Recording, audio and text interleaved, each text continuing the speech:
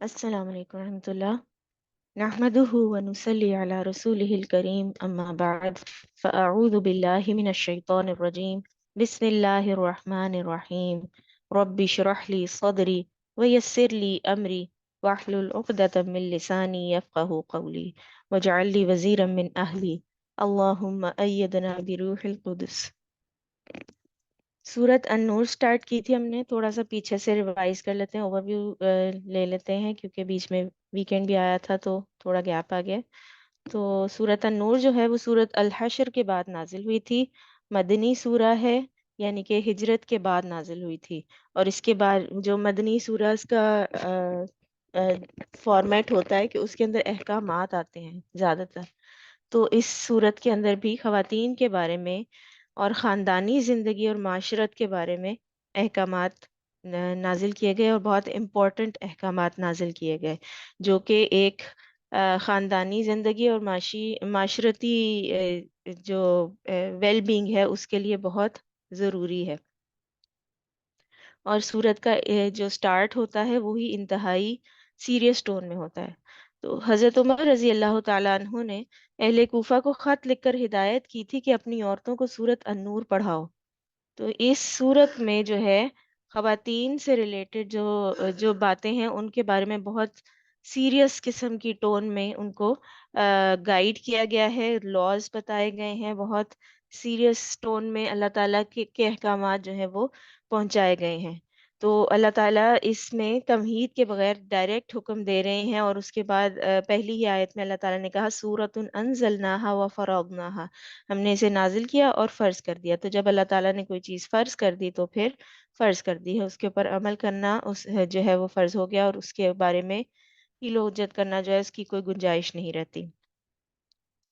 اس کے بعد اللہ تعالیٰ نے زنا کے بارے میں ایک لاء بتایا کہ جو زانی عورت اور زانی مرد ہے اس کو ان میں سے ہر ایک کو جو ہے ان میں سے ہر ایک کو کوڑے مارو۔ تو یہ جو کوڑے مارنے ہیں یہ سننے میں تو بڑا ظالمانہ سزا لگتی ہے ہمیں، لیکن کیا ہے کہ یہ ایک کبیرہ گناہ ہے، اور اس سے کیا ہوتا ہے کہ مسلمانوں کا نسب خراب ہوتا ہے۔ اور اس کے بارے میں جب اتنی سخت سزا رکھی جائے گی تو اس کا نتیجہ کیا ہوگا کہ لوگ اس سے ڈریں گے۔ اور مقصد یہ نہیں ہے کہ کسی نہ کسی کو پکڑ کے اس جرم کا جو ہے اس جرم کی سزا دے دی جائے ہر حال میں۔ لاء پاس کرنے کا مقصد جو کرائم ہوتا ہے اس کو پریونٹ کرنا ہوتا ہے، اس کے مجرموں کو پکڑ پکڑ کے سزا دینا جو ہے اس کی بجائے اس سزا کو دیکھ کے جو ہے مجرم ڈر جائے، یہ زیادہ مقصد ہوتا ہے۔ تو اسی لیے اللہ تعالیٰ نے جو ہے اس کی حد کو جاری کرنے کے لیے جو شرائط رکھی ہیں وہی بہت سخت ہیں، کہ آگے آیات میں ہم پڑھتے ہیں کہ سب سے پہلے کہ 4 لوگوں کی گواہی بھی ہونی چاہیے اس جرم کے لیے، کسی کے اوپر الزام لگائیں تو اس کے اوپر 4 لوگوں کی گواہی، 4 مردوں کی گواہی لانی ضروری ہے۔ تو زنا کا جو جرم ہے اس کے کوئی بھی جرم ہے اس کے ثبوت کی شرائط کیا ہے کہ سب سے پہلے اقرار، کہ مجرم قاضی کے سامنے واضح الفاظ میں 4 بار اقرار کر لے۔ دوسرا کیا ہے کہ گواہی، 4 مردوں کی گواہی جو کہ مسلمان، عاقل، بالغ، آزاد اور عادل ہوں، اور وہ اس طرح گواہی دیں کہ انہوں نے ملزم اور ملزمہ کو دیکھا ہو اس ایکٹ میں۔ اور یہ جو ہے ان دونوں گواہیوں کے ان دونوں شرائط کے بغیر جو ہے وہ حد جاری نہیں کی جا سکتی، کیونکہ کچھ بھی کنفرم نہیں ہوتا۔ تو حدیث کا مفہوم ہے کہ شبہات کی صورت میں حد ہٹا دو۔ سزا کا مقصد اور شرائط کی سختی کا مقصد جو ہے وہ کیا ہے کہ اتنی اوپن اور سخت سزا عورت کے حقوق کی حفاظت کے لیے ہے، نسب اور خاندانی زندگی کی حفاظت کے لیے ہے۔ حد کا مقصد مظلوم کا ساتھ دینا ہے اور جرائم کو کنٹرول کرنا ہے۔ تو آپ کے خیال میں جو زنا کا کیس ہوتا ہے اس کے اندر مظلوم کون ہوتا ہے؟ اس کے اندر مظلوم وہ شخص ہوتا ہے جو اس کے اندر خود اپنی مرضی سے انوالو ہوا تھا، یا اس سے ریلیٹڈ جو اس کا خاندان ہوتا ہے، جو اس کی بیوی ہوگی یا اس کا شوہر ہوگا، وہ یا ہونے والی بیوی یا ہونے والا شوہر ہوگا۔ یا اگر اس بندے کو جو ہے معاف کر دیا جائے، اس عورت کو جو ہے معاف کر دیا جائے اور اس کو کوئی بھی سزا نہ دی جائے، اور وہ آگے چل کے کسی نیک یا پاک باز مرد یا عورت سے شادی کر لیتے ہیں، تو پھر اس کے آگے جو ان کی زندگی ہوگی وہ کس لیول کی ہوگی، اور وہ آگے جو ہے کس طرح کی زندگی گزاریں گے، کس طرح سفر کریں گے. تو وہ جو مظلوم عورت اور مرد ہے، ان کو اس ظلم سے بچانے کے لیے، وہ جو وکٹمائز ہوں گے اس سزا کے معاف ہونے کی صورت میں، ان لوگوں کو بچانے کے لیے یہ حدود رکھی گئی ہیں. سزا کا مقصد کبھی بھی سزا دینا نہیں ہوتا، سزا کا مقصد ڈرانا ہوتا ہے. لیکن اگر کوئی اس جو ہے سزا کے بتائے جانے کے باوجود جانتے بوجھتے ہوئے اگر کوئی وہ گناہ کر رہا ہے، تو پھر وہ خود اپنے آپ کو ڈکلیئر کر رہا ہے کہ وہ ڈیزرونگ ہے سزا کا. زنا کے نقصانات ڈسکس کیے تھے ہم نے. اس میں انسانی زندگیاں متاثر ہوتی ہیں، خاندان افیکٹ ہوتا ہے. اس کے نتیجے میں جو اولاد پیدا ہوتی ہے وہ صرف ماں کی طرف منسوب ہوتی ہے، اس کا کوئی اور رشتہ نہیں ہوتا. اور اس طرح کا انسان جو ہے وہ معاشرے کا ایک فعال کردار نہیں بن سکتا، ایک پروڈکٹیو مسلم نہیں بن سکتا. مینٹل سٹیبلٹی نہیں رہتی اس کے اندر. اس کے اندر بہت سارے جو ہے آئیڈینٹی کرائسس ہوتا ہے، ایموشنل جو ہے اس کے بہت سارے مسائل ہوتے ہیں. تو وہ جو بچہ پیدا ہوگا اس کے نتیجے میں وہ ایک وکٹم اس سارے ایکٹ کا وہ بھی ہوگا. تو اس کو وکٹمائز ہونے سے بچانے کے لیے یہ لا پاس کیا گیا ہے. اچھا، اس کے بعد پھر ایمان والوں کے بارے میں کہا گیا کہ جو ایمان والے لوگ ہیں ان کی شادی ایمان والے لوگوں سے کی جائے. زانی مرد اور زانی عورت کی شادی کسی ایمان والے سے اس ہوپ میں نہیں کر دینی چاہیے کہ وہ جو ہے اس کو صحیح کر لیں، اس کا جو اسپاؤس ہے وہ اس کو صحیح کر لے گا. اور اس سے کیا ہوگا کہ وہ جو بندہ ہے جو کہ اللہ تعالیٰ کی باتیں ماننے والا ہے، اس کو آپ ایک کانسٹنٹ سفرنگ میں ڈال رہے ہیں.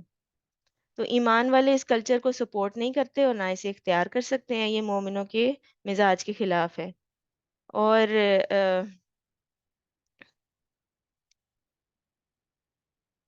اس کے بعد پھر ہم نے محسنہ عورتوں کے اوپر الزام لگانے کا، جو بہتان لگانے کا انجام کیا ہوگا. یعنی کہ پہلے تو ہم نے لا کی ڈیفینیشن پڑھی کہ اگر کوئی اس جرم کا ارتکاب کرتا ہے اور اس پہ جرم ثابت ہو جاتا ہے اور پتہ چل جاتا ہے وہ اتنا اوپن جرم ہے، اور وہ جو کرنے والا ہے وہ خود بھی ایکسیپٹ کر رہا ہے، یا چار لوگ ہیں جنہوں نے اس کو دیکھا ہے اور اس کی گواہی دے سکتے ہیں وہ کانفیڈنٹلی، تو پھر اتنے اوپن جرم کے اوپر جو ہے وہ حد جاری کی جائے گی. لیکن اگر جو ہے یہ غلط الزام لگایا جاتا ہے کسی کے اوپر، تو پھر کیا ہوگا؟ والذین یرمونا، یرمونا کے جو لفظ ہے رمی سے ہے. رمی کا مطلب ہوتا ہے پتھر مارنا یا پھینکنا. تو کسی کے اوپر زنا کا الزام لگانا جو ہے وہ کیا ہے؟ کوئی نیک عورت ہے اور اس کے کردار پہ اگر الزام لگایا جا رہا ہے تو وہ بھی ایک طرح سے اس کے کردار پر پتھر پھینکے جا رہے ہیں. تو محسنات جو ہیں پاک دامن عورتیں یا پاک دامن مرد بھی، ان کا جو ہے ان کے اوپر اگر الزام لگایا جاتا ہے، زنا کا الزام لگایا جاتا ہے، ہراسمنٹ کا الزام لگایا جاتا ہے، تو وہ کیا ہے؟ وہ بہتان ہے. اور غلط الزام لگایا جا رہا ہے تو وہ بہتان ہے، اور اس کی سزا ہے بہت سخت کہ اس الزام لگانے والے کو جو ہے کوڑے مارے جائیں گے. کیوں مارے جائیں گے؟ 80 کوڑے مارے جائیں گے. کیوں مارے جائیں گے؟ کیونکہ یہ کبیرہ گناہ ہے کہ آپ کسی معصوم انسان کے کردار کے اوپر الزام لگا دیں. کیونکہ اللہ تعالیٰ یہاں پہ ان سارے لاز سے کس چیز کو پروٹیکٹ کرنا چاہ رہے ہیں؟ انسان جو مسلمانوں کی زندگی ہے، خاندانی زندگی ہے. کیونکہ اللہ تعالیٰ نے کہا ہے کہ اللہ تعالیٰ نے جو اسپاؤسز ہیں ان کو ایک دوسرے کے لیے، یعنی کہ جو میاں بیوی ہیں ان کو ایک دوسرے کے لیے رحمت بنایا ہے. اس رشتے کو ایک دوسرے کے لیے رحمت بنایا ہے. خاندانی زندگی کو اللہ تعالیٰ نے لوگوں کے لیے رحمت بنایا. تو جب آپ کی خاندانی زندگی میں ایسا کوئی فیکٹر انوالو ہو جاتا ہے، کوئی شک آ جاتا ہے بیچ میں، کسی ایک کے کیریکٹر پہ شک آ جاتا ہے، تو پھر ساتھ مل کے رہنا جو ہے وہ بہت مشکل ہو جاتا ہے. اور اگر وہ الزام غلط پروف ہو بھی جاتا ہے تو وہ جو مینٹلی تکلیف پہنچتی ہے اللہ تعالیٰ کے نیک لوگوں کو بھی، یعنی کہ کسی کے اوپر غلط زنا کا الزام لگا اور وہ کچھ عرصے کے بعد غلط ثابت ہو گیا، لیکن وہ جو اس ڈیوریشن میں اس نے تکلیف اٹھائی، وہ تکلیف جو ہے اللہ تعالیٰ اس کو اس سے بچانے کے لیے یہ ساری جو سزائیں مقرر کر رہے ہیں. اور کو حد قذف کہتے ہیں. اور اگر کوئی شادی شدہ مرد یا عورت جو ہے وہ زنا کا مرتکب ہوتا ہے تو اس کو کوڑوں کی سزا نہیں دی جاتی. اس کو رجم کیا جاتا ہے. رجم کیا ہوتا ہے کہ پتھر مار کے اس کو مار دیا جاتا ہے، اور اس کا بھی مقصد خاندانی زندگی کو پروٹیکٹ. اور حد قذف میں کیا ہوتا ہے کہ کسی پر زنا یا بدکاری یا ہوموسیکشوالٹی کا الزام لگانا، اور الزام کی سچائی کے لیے کوئی گواہ پیش نہ کرنا. تو اس سختی کی وجہ کیا ہے کہ تاکہ لوگ سکینڈلز کو ہوا دینے کو مشغلہ نہ بنا لیں، لوگوں کو سکینڈلز اور گاسپس میں انٹرسٹ نہ پیدا ہو. تو اگر وہ معاف کر دے جس پر الزام لگ رہا ہے، یعنی کہ کسی نے کسی پہ جھوٹا الزام لگایا، حد قذف اس پہ جاری ہوتی ہے، لیکن اس کے بعد وہ اس کو معاف کر دے، وہ جو اس کے اوپر بہتان لگا ہے، جس کے اوپر بہتان لگا ہے وہ معاف کر دے، تو پھر وہ سزا جو ہے وہ کینسل ہو جاتی ہے. اور اگر وہ توبہ کر لے تو پھر اللہ تعالیٰ معاف کرنے والے ہیں. اس کے بعد نے ایک اور لا پڑا، لیان کا قانون، کہ جب کوئی مرد اپنی بیوی پر زنا کا الزام لگائے، یا اور وہ جو ہے اگر ایک شخص اپنی بیوی کو اس حالت میں دیکھ لے، تو ایسے میں اگر وہ 4 گواہ نہ لائے تو پھر حد قذف جاری ہو جاتی ہے، اور ساتھ رہنا اس کے لیے ممکن نہیں ہے. اس کے کانٹیکس میں ہم نے ایک صحابی کے بارے میں پڑھا تھا کہ انہوں نے رسول اللہ صلی اللہ علیہ وسلم کے سامنے اپنی بیوی پہ زنا کا الزام لگایا تھا، اور پھر نبی صلی اللہ علیہ وسلم نے ان سے کیا، کیونکہ اس وقت تک کا لا یہی تھا کہ 4 گواہ لائے جائیں، اور وہ کہتے کہ اللہ تعالیٰ ضرور میرے حق میں کچھ نہ کچھ نازل کریں گے. تو اللہ تعالیٰ نے اس میں ان کی مدد کی، اور یہ کا قانون جو ہے یہ نازل کیا. اور اس میں کیا ہوتا ہے کہ مرد جو ہے وہ 4 بار کہے کہ اس نے اپنی بیوی کو بدکاری کرتے دیکھا ہے، اور 5ویں بار لعنت ہو اگر وہ جھوٹ بول رہا ہے تو. اور عورت بھی اسی طرح جواباً قسمیں کھائے گی، اور کہ یہ جو الزام لگا رہا ہے کہ یہ جھوٹ، عورت اگر جواباً 4 بار اللہ کو حاضر نہ، اور 5ویں بار کہے کہ اس پر اللہ کا غضب ہو، اگر مرد سچا ہو تو اسے سزا ٹل جائے گی، اس کو رجم کی سزا نہیں ملے گی. اور اور یعنی کہ جس کے ساتھ الزام لگا ہے اس شخص، لیکن اس کے بعد کیا ہوگا کہ وہ عورت اور مرد ساتھ نہیں رہ سکیں گے جو کہ میاں بیوی ہیں. نے اپنی بیوی پہ الزام لگایا ہے، اس کے اور اس کی بیوی کے درمیان ہمیشہ ہمیشہ کے لیے طلاق ہو جائے گی. جو بچہ پیدا ہوگا اس کو صرف عورت سے ایسوسیٹ، اور اس کے بعد سیپریشن ہو جائے گی. تو اس کے لیے مرد اور عورت دونوں عاقل و بالغ ہوں تو حد جاری ہوگی ہے. مجنون یا بے ہوش پر حد جاری نہیں ہوتی، اور مرد جو ہے وہ اپنے دعوے میں کلیئر ہوگا، عورت جو ہے وہ اپنے ڈینائل میں کلیئر. جو ساری چیزیں ہیں وہ صاف صاف سامنے رکھی جائیں گی. کے بعد اللہ تعالیٰ نے یہ بتایا کہ یہ قانون اللہ کا بہت بڑا فضل ہے، اگر ایسا نہ ہوتا تو لوگ جاتے. اچھا، یہ جو لیان کا قانون ہے یہ صرف عورتوں کے کیس میں ہوتا ہے. مردوں کے کیس میں لیان کیوں نہیں ہے؟ کیونکہ مرد کی پوزیشن فرق ہے، عورت کے ساتھ بچے کی پیدائش کا پروسیس بھی انوالوڈ ہوتا ہے، اور وہ کیا ہوتا ہے کہ اس میں زیادتی کیا ہو جاتی ہے کہ وہ ایک انلیگل چائلڈ کو اپنے لیگل شوہر کے ساتھ ایسوسیٹ کر دیتی ہے، جو کہ اس شوہر کے ساتھ زیادتی ہوتی ہے. تو اللہ تعالیٰ اپنی مخلوق کے ساتھ تو اس کے بعد پھر واقعہ عفق کا ذکر، کہ عفق کیا تھا کہ غزوہ بنو مستلق پہ اس کے بعد پیش آیا. علیہ وسلم حضرت عائشہ کو ساتھ لے کر گئے تھے، اور وہاں پر حضرت عائشہ کا راستے میں ایک اسٹے کیا قافلے نے، تو وہاں پر حضرت عائشہ کو ریئلائز ہوا کہ وہ ایک ہار پہن کے، تو وہ ہار جو ہے ان کا گم گیا تھا، اور اس کو ڈھونڈنے کے لیے چلی گئی. اور اس کے پروسیس میں وہ قافلہ چلا گیا، اور انہوں نے ریئلائز نہیں کیا کہ حضرت عائشہ اپنی جو ان کی جو کیریج تھا اس کے اندر وہ نہیں بیٹھی ہوئی، بلکہ ان کو کے جا رہے تھے وہ اٹھا کے لے گئے. اور بعد میں جو ہے ایک صحابی تھے حضرت صفوان بن معطل، جو کہ قافلے کی گری پڑی چیزیں جو ہیں ان کو دیکھتے ہوئے، تو انہوں نے انا للہ و انا الیہ راجعون پڑھا. حضرت عائشہ خاموشی سے ان کے سواری پہ سوار ہو کے واپس آ گئیں. لیکن جیسے ہی وہ شہر میں داخل ہوئی، مدینہ میں داخل ہوئی، تو جو یہ جو تھے انہوں نے افواہ اڑا دی، انہوں نے ان کے کردار پر الزام لگا کے افواہ اڑا دی. اس کے نتیجے میں کیا ہوا تھا کہ بہت زیادہ ڈسٹریس پھیل گیا تھا مسلمان،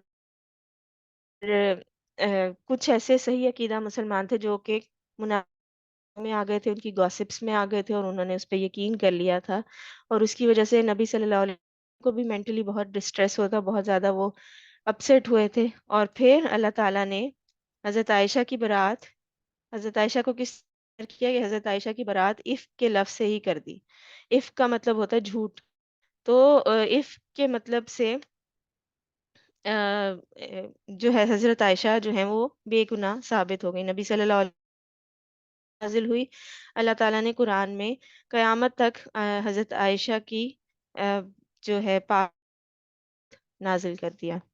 اور مخلص مسلمانوں میں سے دو لوگ تھے جو اس بات میں شریک.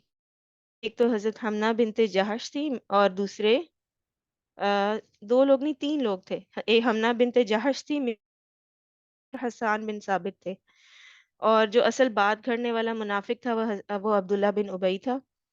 اور اس بات کو جو ہے ہوا دی تھی منافقین، باقی منافقین نے. اور صحابہ کی تربیت کا لیول تھا یہ کہ یہاں پہ صحابہ کی تربیت کی کہ وہ سنی سنائی باتوں پر آئندہ یقین نہ کریں. اور پھر اس کی قیمت کیا نظر آتی ہے کہ جو چیز امتحان سے سیکھی جاتی ہے وہ سادہ تعلیم سے زیادہ افیکٹو ہوتی ہے. نے اپنی زندگی میں کوئی نہ کوئی پیپر دیا ہوگا، اسکول میں، کالج میں، یونیورسٹی، کورس کرتے ہوئے، کوئی تجوید کا کورس کرتے ہوئے، قرآن کا کورس کرتے ہوئے، شارٹ کورس کرتے ہوئے، دنیاوی شارٹ کورس کرتے ہوئے بھی ہو سکتا ہے ٹیسٹ دیا ہو. اب وہ جو پیپر تھا اس کے اندر بعض دفعہ کیا ہوتا ہے کہ ہم نے بہت اچھی تیاری کی ہوتی ہے، لیکن ہمیں کوئی ایک کوشچن جو ہے نا اس کے اندر کچھ بھول جاتا ہے، اور وہ جو کوشچن ہے نا وہ ہم سے صحیح سے سالو نہیں ہوتا. تو وہ جو کوشچن ہم سے صحیح سے سالو نہیں ہوتا، وہ کوشچن ہم گھر آ کے دیکھتے ہیں خرابی رہ گئی، یا لیٹ سے اس وقت نہیں دیکھتے جب ہمیں اس ٹیسٹ کا رزلٹ ملتا ہے یہ کوشچن تو میں نے غلط کر دیا. تو اس کے اندر جو ہے ٹیچر نے جو اس کی یا تو کریکشن لکھی ہوتی ہے، یا پھر ہم خود کیوریس ہوتے ہیں اور ہم اس کو خود دیکھ لیتے ہیں کہ اس میں کیا غلط. تو وہ جو غلطی ہم اس وقت دیکھتے ہیں وہ ہمیں ساری عمر یاد رہتی ہے، باقی سارا پیپر بھول جاتا ہے، وہ ایک پوائنٹ یاد رہتا ہے کہ یہ میں نے غلط کیا تھا اور اس کی یہ کریکشن تھی. تو اللہ تعالیٰ نے اتنی سخت آزمائش کو خیر کہا اس میں. واقعہ اس میں کیا کیا خیر تھی کہ پہلی بات تو یہ ہے کہ مجھے جو بھی تکلیف آئے اور وہ اس پہ صبر کرے تو وہ اس کے لیے گناہوں سے نجات اور اجر و ثواب کا باعث ہے. پھر دوسری بات، واقعہ میں ہجرے کا صبر، اور سب سے بڑھ کر حضرت عائشہ کا صبر جو ہے وہ سامنے آیا. صبر کے ساتھ بے آواز رونے میں کوئی ممانعت نہیں ہے. اگر آپ کے اوپر کوئی مصیبت آتی ہے اور آپ اس میں روتے ہیں تو رونا جو ہے وہ صبر کے منافی نہیں ہے، لیکن بین ڈالنا ہے، شور مچانا ہے، اونچی اونچی آواز میں جو ہے جو ہے ڈسٹربنس کاز کرنا اور ماحول کو ایسے کر دینا کہ جس طرح کوئی آفت آ گئے، یہ صبر کے منافی ہے. لیکن اگر آپ خاموشی سے آنسوؤں سے کوئی صبر کی مخالفت نہیں ہے. پھر اس میں ایک اور خیر کیا تھی کہ حضرت عائشہ کی برات اللہ تعالیٰ نے خود کی، اور یہ کتنا بڑا آنر دیا عائشہ کو اللہ تعالیٰ نے. اور پھر یہ پتا چل گیا کہ کس کس میں کمزوری ہے اور کس کس جگہ اصلاح کی ضرورت ہے.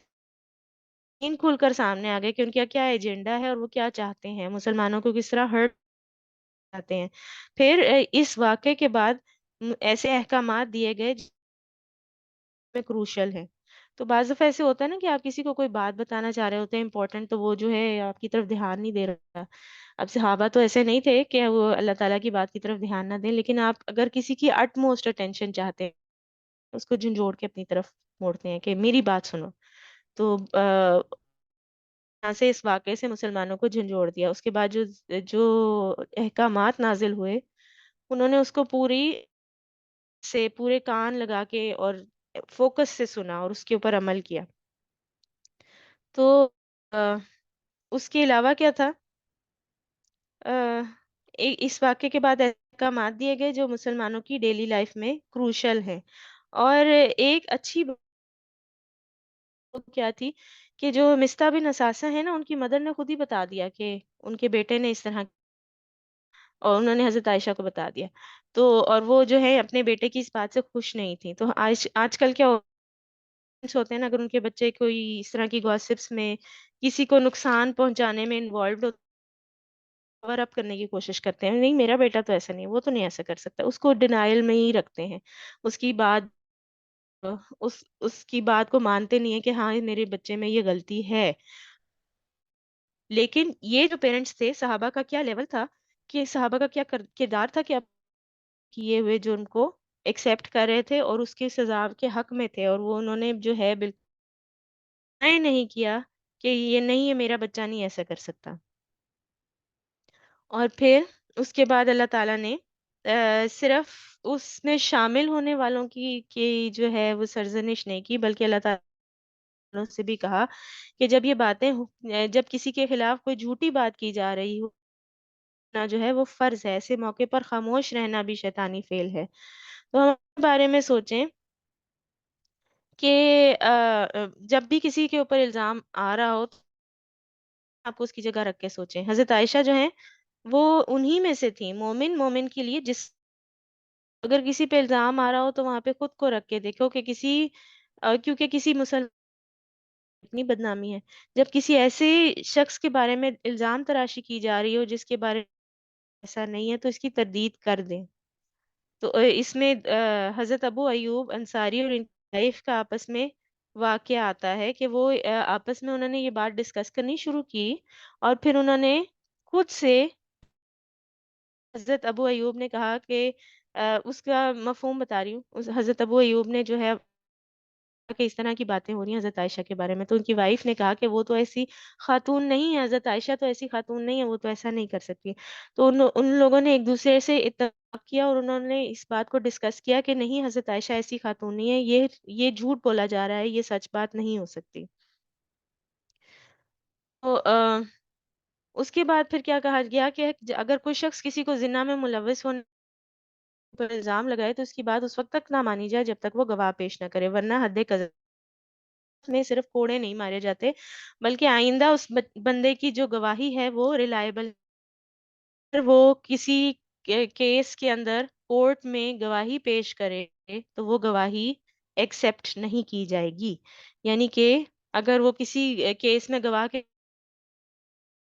ہو جائے گی. اور پھر اللہ تعالیٰ قوموں کے عذابوں کی طرح کے عذاب کی وقت کا ذکر کیا. اور اگر اللہ کا فضل نہ ہوتا تم پر اور اس کی رحمت دنیا میں اور آخرت میں، تو تم پر بھی یقیناً وہی پچھلی قومیں پہنچ گئی تھیں.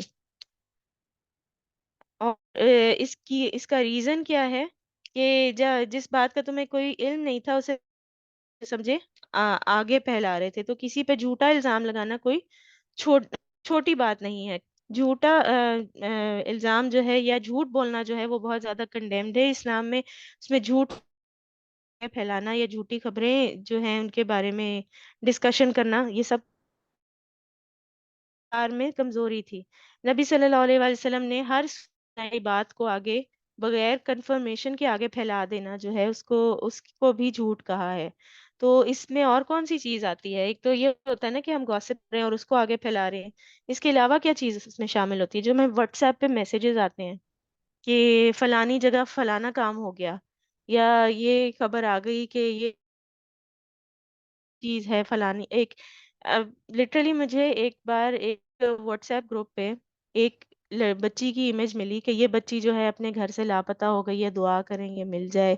اور اور یہ جو ہے بہت زیادہ اس کے پیرنٹس رو رہے ہیں، بہت نیک بچی ہے، ایسی باتیں لکھی ہوئی تھی نیچے.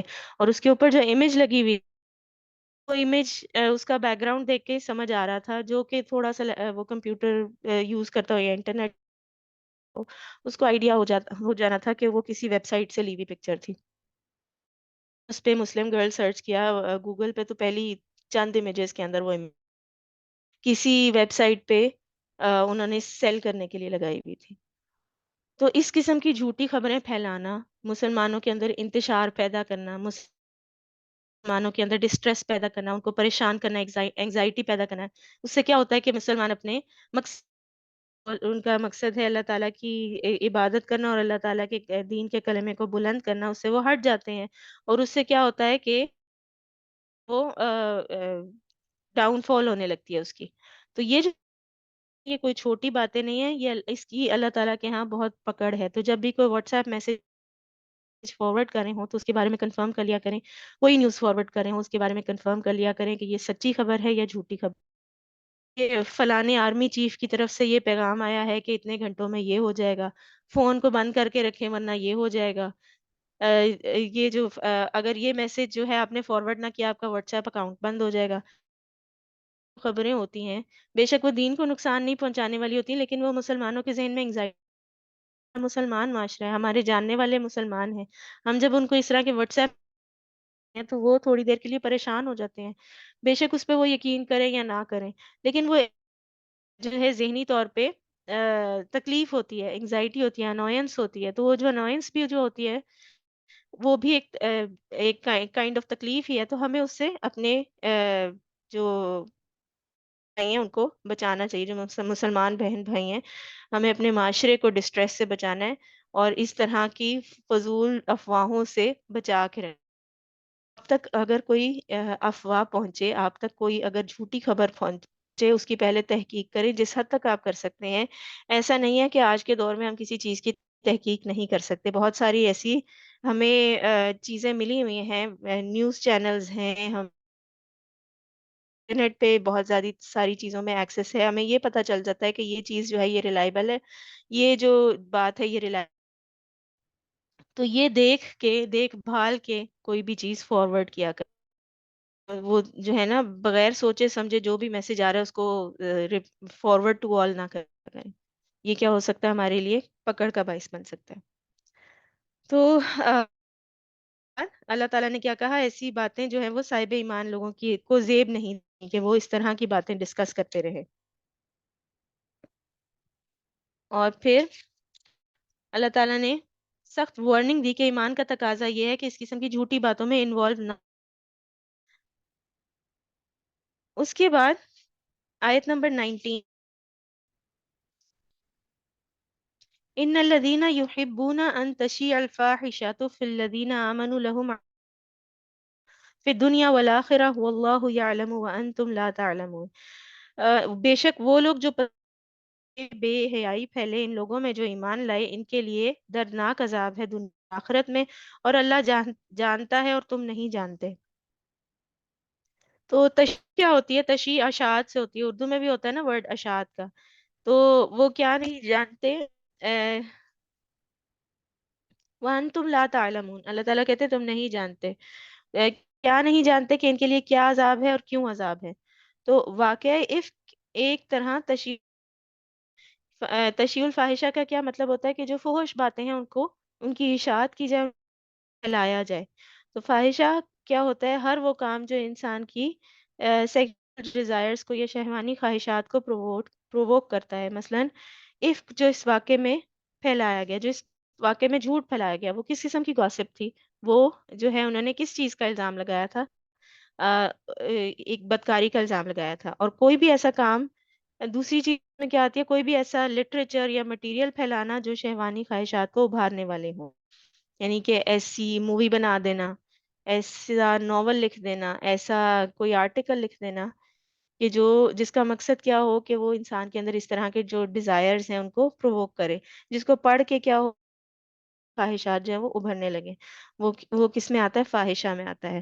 اور تیسری چیز جو وہ پھیلائے وہ عمل قوم لوط جو ہے، ہومو سیکسوالٹی، وہ بھی اس کے اندر شامل ہے. پھر چوتھا، ایسا اور شریعت دونوں کے حساب سے برا ہو. فاحشہ ایسا گناہ ہوتا ہے جو جس کو عقل بھی نہ مان ہے، اس میں بھی وہ برا کہا گیا اس کو. ایسا کام برا ہونے میں کوئی شک نہیں ہے. تو یہ جو ساری چیزیں ہیں اس میں جو پھیلانے میں انوالو لوگوں کے لیے اللہ تعالیٰ نے بہت دردناک عذاب رکھا ہے، دنیا میں بھی اور آخرت میں بھی. قرآن میں جو فاحشہ کے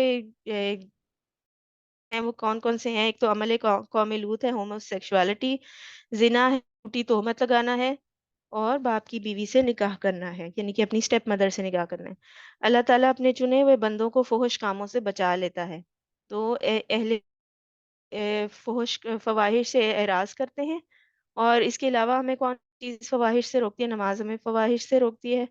اور جو لوگ ایسی باتوں میں دلچسپی رکھیں ان کے لیے کیا ہے؟ عذاب ہے۔ تو دو رویے ہوتے ہیں، ایک کیا ہوتا ہے کہ بات کرتے ہوئے انسان کانشیس رہے، اور دوسرا رویہ کیا ہوتا ہے کہ بلا سوچے سمجھے جو منہ میں آئے وہ بول دینا۔ تو گفتگو جو ہوتی ہے، جو بات انسان کے اندر کو ریفلیکٹ کرتی ہے، اس کے اندر کیا ہے اس بات کو ریفلیکٹ کرتی ہے۔ اینالائز کریں کہ میں کیا بولتی ہوں، میں جو ورڈز بولتی ہوں وہ کس کے ہوتے ہیں؟ کیا میں بہت زیادہ سلینگ بولتی ہوں؟ کیا میں گالی گلوچ دیتی ہوں؟ کیا میں ایسی باتیں نہیں ہیں؟ اور کسی بھی بات کے ساتھ، غلط بات کے ساتھ جو بھی فیس کرنے پڑتے ہیں۔ فواہش کا سد باب نہیں ہو سکتا جب تک جب تک فرائض ادا نہ ہو۔ تو اللہ تعالیٰ نے جو چیزیں فرض کی ہیں، جو چیزیں اللہ تعالیٰ نے جس کا حکم دیا ہے، وہ ہمیں کیا کرتی ہیں؟ ہمیں فحش باتوں سے بچا کے رکھنی ہے۔ آپ سوچیں کہ 5 دفعہ تو دن میں نماز پڑھنی ہوتی ہے نا، کرنا ہوتا ہوگا، اس سے پہلے وضو کرنا ہوتا ہے، اپنے آپ کو کاموں سے نکال ایک طرف لے کے آنا ہوتا ہے، اپنے ڈے کو نماز کے گرد پلان کرنا ہوتا ہے۔ تو یہ جب انسان اتنا فوکسڈ ہوگا نا اس طرف، تو اس کو طرف سوچنے کا ٹائم ہی نہیں ملے گا۔ اور پھر اس کے صرف نماز فرض نہیں ہے، اور بھی اللہ تعالیٰ نے میں فرائض رکھے ہیں۔ اگر ہم وہ سارے فرائض پہ فوکس کرنے لگ جائیں تو کیا ہوگا؟ ہمارا دھیان فضول باتوں کی طرف جائے گا ہی نہیں۔ تو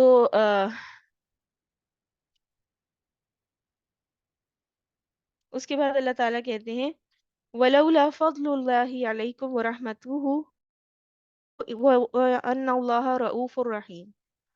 تو اگر اللہ کا فضل تم پہ نہ ہوتا اور اس کی رحمت، تو بے شک اللہ تعالیٰ بہت شفقت کرنے والا ہے اور نہایت رحم کرنے والا۔ تو اللہ تعالیٰ نے یہاں پہ فضل کا ورڈ یوز کیا، رحمت کا ورڈ نہیں یوز کیا۔ وہ پہلے فضل کا ورڈ یوز کیا ہے، بعد میں رحمت کا ورڈ یوز کیا ہے۔ تو رحمت اور فضل میں ڈفرنس کیا ہوتا ہے؟ دونوں ورڈز یوز کیے ہیں نا۔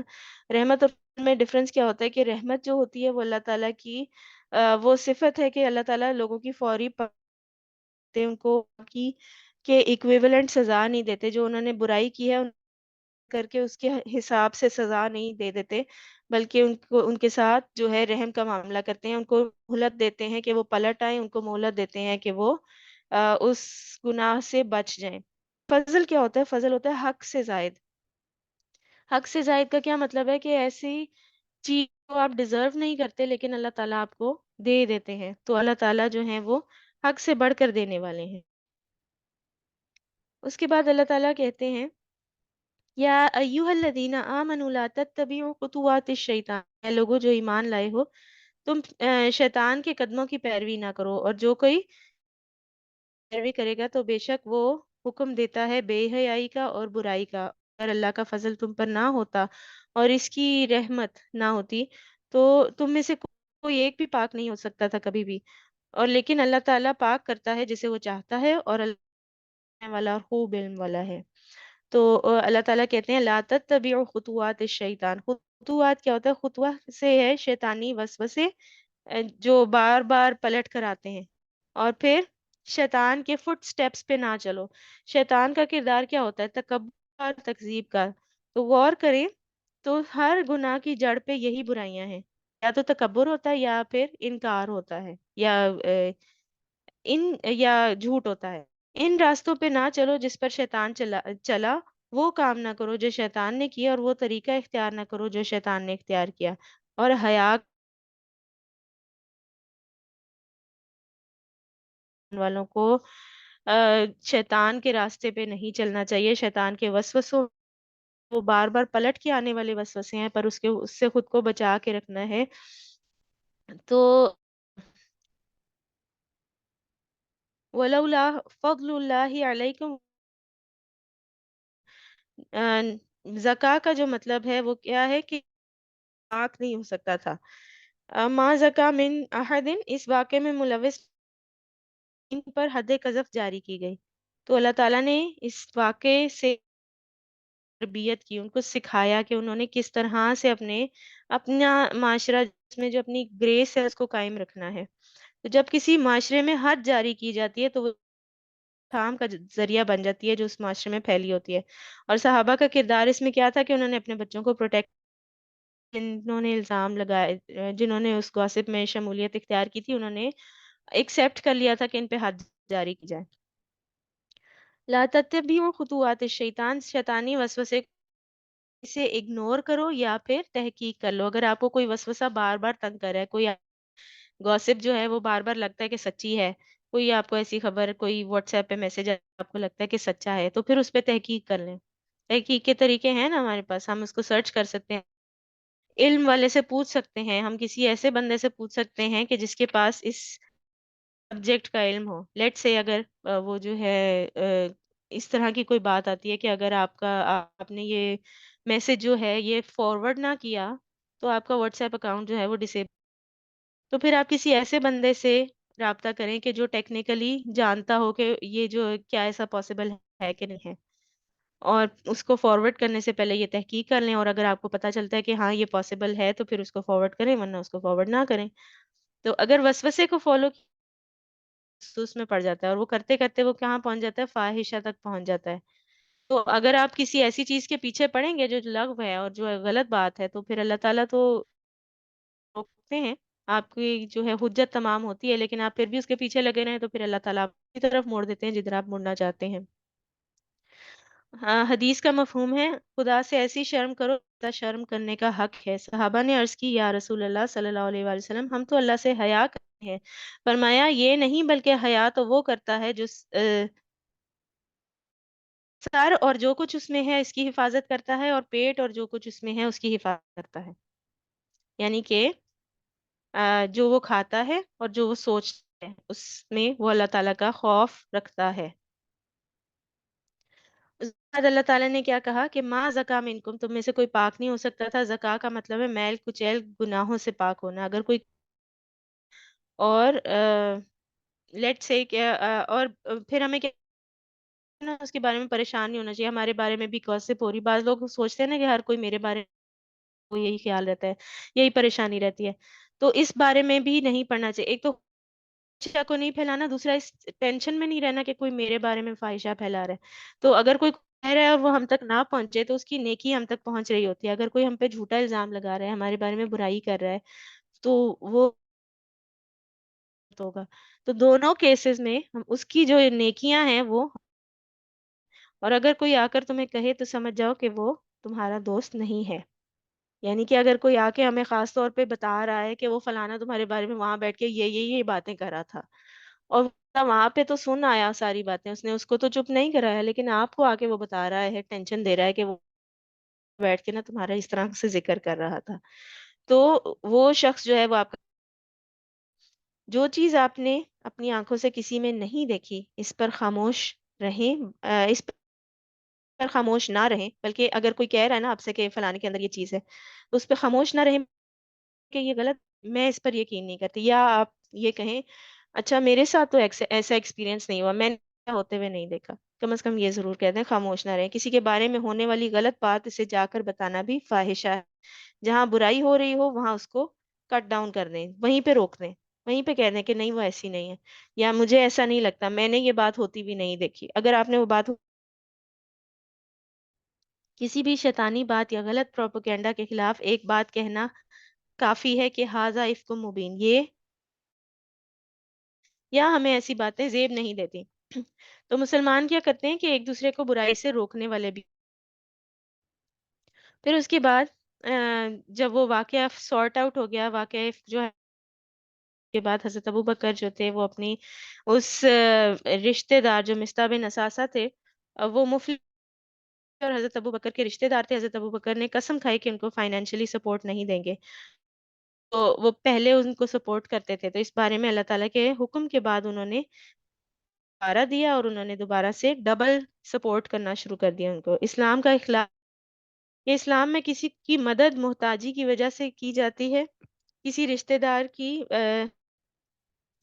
دار کی دوستی یا خوشامد کی وجہ سے نہیں کی جاتی. اس کا جو بھی رویہ ہو، میرا فرض ہے کہ ڈیزرونگ کا اس کا حق دینا. اللہ تعالیٰ نے میرے اوپر کسی کا حق رکھا ہے، تو اس کا مطلب ہے اللہ تعالیٰ نے اگر میرے حق رکھا ہے تو مجھے وہ حق ادا کرنا ہے. مجھے جو صرف اس وجہ سے کہ مجھے برا فیل ہو رہا ہے، مجھے اس نے ہرٹ کیا ہے، میں ایسی جگہ پہ چڑھ کے نہیں بیٹھ سکتی کہ جہاں پہ میں کہوں کہ آم، یہ جو ہے میں ایسے نہیں کہہ سکتی کہ میں اب اس فرض کو پورا نہیں کروں گی. اب اس نے جو ہے میرے آج کسی کو سپورٹ کر رہی ہوں اور میں اس کو اور اس نے مجھے کوئی ہرٹ کرنے والی بات کہہ دی ہے یا اس سے کوئی ایسی زیادتی ہو، تو میری جو سپورٹ ہے وہ اللہ تعالیٰ کی خاطر ہے، تو پھر میں اس سپورٹ کو نہیں روکوں گی. لیکن اگر وہ اس لیے تھی کہ کوئی مند ہو اور میرا احسان مانے، تو پھر ہو سکتا ہے کہ میں اس کو روک دوں. تو اپنی نیت کا جائزہ لینے کی ضرورت ہوتی ہے ایسی جگہ پہ. اور آواز بریک پروبیبلی تھوڑا سا اس میں آیا تھا میرے. سوری اگر آپ کے پاس آواز بریک ہوئی ہے. اب مجھے اسٹیبل نظر آ رہا ہے انٹرنیٹ اپنا. انشاءاللہ اب نہیں ہوگی. اچھا جی. اس کے بعد اللہ تعالیٰ نے کیا کہا کہ آ، جو لوگ پاک دامن عورتوں پر، بھولی بھالی مسلمان عورتوں پر تہمت لگاتے ہیں، ان پر دنیا اور آخرت میں لعنت کی گئی اور آخرت میں ان کے لیے بہت بڑا عذاب ہے. تو کسی ایسی عورت پر جو بے گناہ اور بھولی بھالی کا کیا مطلب ہے کہ وہ بہت زیادہ تیز ترار نہ ہو، اس کو زمانے کا پتہ بھی نہیں ہے، اس کی کوئی ایسی دوست بھی نہیں ہے، اور وہ جو ہے یا وہ معصوم عورت ہے، ایسے کاموں میں انوالو نہیں ہے، اور آپ اس کے اوپر الزام لگا دیں، اس کے کردار پر الزام لگا دیں، تو وہ کیا ہے؟ آ، 7 ہلاک کرنے والے گناہوں میں شامل ہے. رسول حدیث کا مفہوم ہے کہ 7 ہلاک کرنے والی چیزوں سے بچو. لوگوں نے پوچھا ہے اللہ کے رسول وہ کیا ہے؟ نبی صلی اللہ علیہ وسلم نے بتایا کہ وہ شرک ہے، جادو ہے، قتل ہے، سود ہے، یتیم کا جنگ سے بھاگنا ہے، اور کسی بے گناہ عورت پر الزام لگانا ہے، پاک دامن عورت پر تہمت. اور پھر تبرانی کی ایک روایت ہے کہ پاک دامن عورت پر تہمت لگانا 100 سال کے اعمال کو ضائع کر دیتا ہے. تو ہمارا میں لکھا جا رہا ہے. اور قیامت کے دن اللہ تعالیٰ کیا کہتی دیں گی ان پر ان کی زبانیں اور ان کے ہاتھ اور ان کے پاؤں، اس کی جو وہ. تو قیامت کے دن ہاتھ پاؤں ہمارے نہیں رہیں گے، ہم اپنے جسم سے جتنی محبت کریں، جتنا مرضی ان کا خیال رکھیں، مینی کیور پیڈی کیور کراتے رہیں، قیامت کے دن اللہ تعالیٰ کے سامنے گواہی دیں گے. جو ہم ان کو استعمال کر کے کام کرتے رہے ہیں، وہ ہماری اپنی ہی خلاف گواہی دے دیں گے. ان اعضاء سے ایسے کام نہ لیں. اب اس کا جو حل کیا ہے؟ اس کا حل کیا ہے کہ ان اعضاء کو مینی کیور پیڈی کیور کر کہ بہت زیادہ پیمپر کریں، یا اس کا حل یہ ہے کہ ان اعضاء سے ایسے کام نہ لیں کہ یہ ہمارے خلاف بولنے لگے، کیونکہ یہ اعضاء جو ہیں یہ سمجھتے ہیں کہ یہ ان کا اصل مالک کون ہے. اگر میرے ساتھ میرا ہاتھ اٹیچڈ ہے تو وہ اس کی اصل مالک دینے والا جو ہے وہ اللہ سبحانہ ہوا تعالیٰ ہے، اور یہ ہاتھ یہ جانتا ہے. تو قیامت کے دن جب اللہ تعالیٰ ان کو حکم دیں گے ہم کو کہ گواہی دے، تو یہ اعضاء جو ہیں گواہی دیں گے کہ میں نے ایسا کوئی کام کیا جو اللہ تعالیٰ کے حکم کے خلاف تھا. یہ ہمارے پاس امانت ہے ان اعضاء سے ایسے کام نہیں کرنے کہ جو قیامت کے دن انسان کے خلاف، قیامت کے دن انسان کو جو ہے ان کے سامنے ہیلپ لیس ہو کے رہ جائے.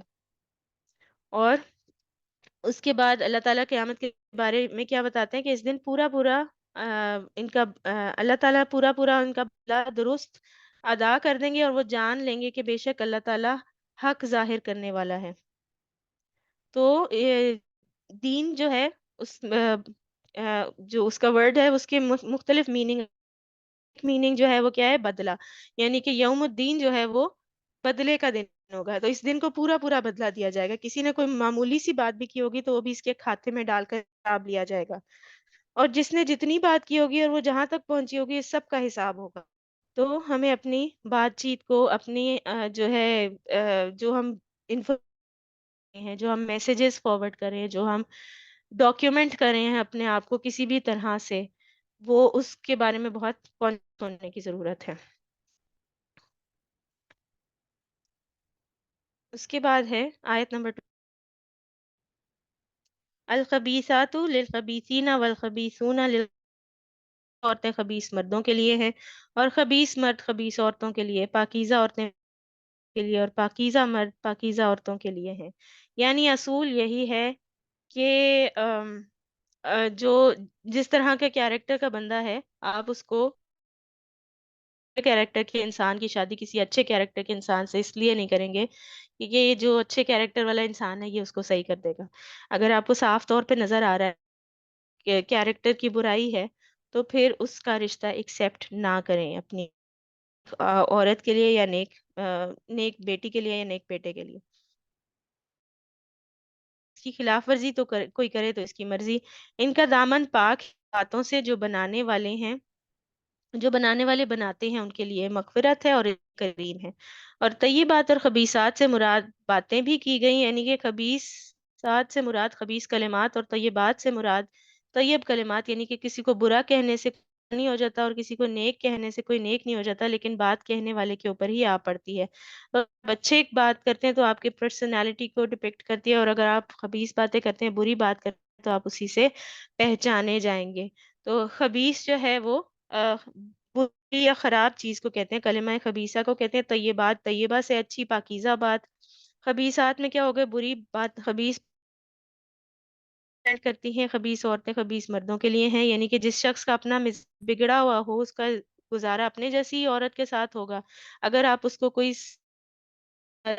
یا دین پہ قائم کوئی عورت اس کے ساتھ اس کی شادی کر، تو ان دونوں کا گزارا بھی نہیں ہو پائے گا، ان کا دونوں کا لائف سٹائل، ان کے نظریات ہی نہیں ملتے ہوں گے۔ اور پھر طیبات، اچھی مہذب باتیں، پاکیزہ لوگوں کی دلچسپی جو ہوتی ہے وہ اچھی باتوں میں ہوتی ہے۔ اور نیک عورتیں، حضرت عائشہ کو اللہ تعالیٰ نے نبی صلی اللہ علیہ وآلہ وسلم کے لیے چوز کیا تھا، وہ پاکیزہ خاتون تھیں، اللہ تعالیٰ نے نبی کے لیے بری عورت سلیکٹ نہیں کی تھی۔ تو اللہ تعالیٰ کیا کہہ رہے ہیں کہ ایک تو یہ بات، جو نیک عورتیں ہیں وہ نیک مردوں کے لیے ہوتی ہیں، اور جو خبیث عورتیں ہیں وہ خبیث مردوں کے لیے ہوتی ہیں۔ اللہ تعالیٰ نے اور یہ کس کے بعد آ رہا ہے؟ واقعہ افک کے بعد آ رہا ہے۔ تو یہ کیا کس طرح ریلیٹ کر رہا ہے؟ علیہ وسلم کے لیے جو عورت سلیکٹ کی تھی، کیونکہ آپ کو پتہ ہے نبی صلی اللہ علیہ وسلم نے اپنی مرضی سے یہ جو ساری امہات المومنین ہیں ان سب سے کی تھی، اللہ تعالیٰ کے حکم پہ شادی کی تھی۔ تو حضرت عائشہ رضی اللہ تعالیٰ عنہ کا جو نکاح ہوا تھا نبی صلی اللہ علیہ وسلم سے، وہ بھی اللہ کے حکم سے ہوا تھا۔ جب حکم دیا تھا تو اللہ تعالیٰ کے اپنے آخری نبی کے لیے، جو اللہ تعالیٰ کے اتنے پسند ہیں، کیا ان کے لیے کوئی بری عورت سلیکٹ کریں گے؟ ان کو اس طرح کی آزمائش میں ڈالیں گے اللہ تعالیٰ؟ اللہ تعالیٰ نے ان کے لیے پاکیزہ خاتون سلیکٹ کی تھی، اور حضرت کیا تھا۔ اور نیک عورتوں کا جو ہے وہ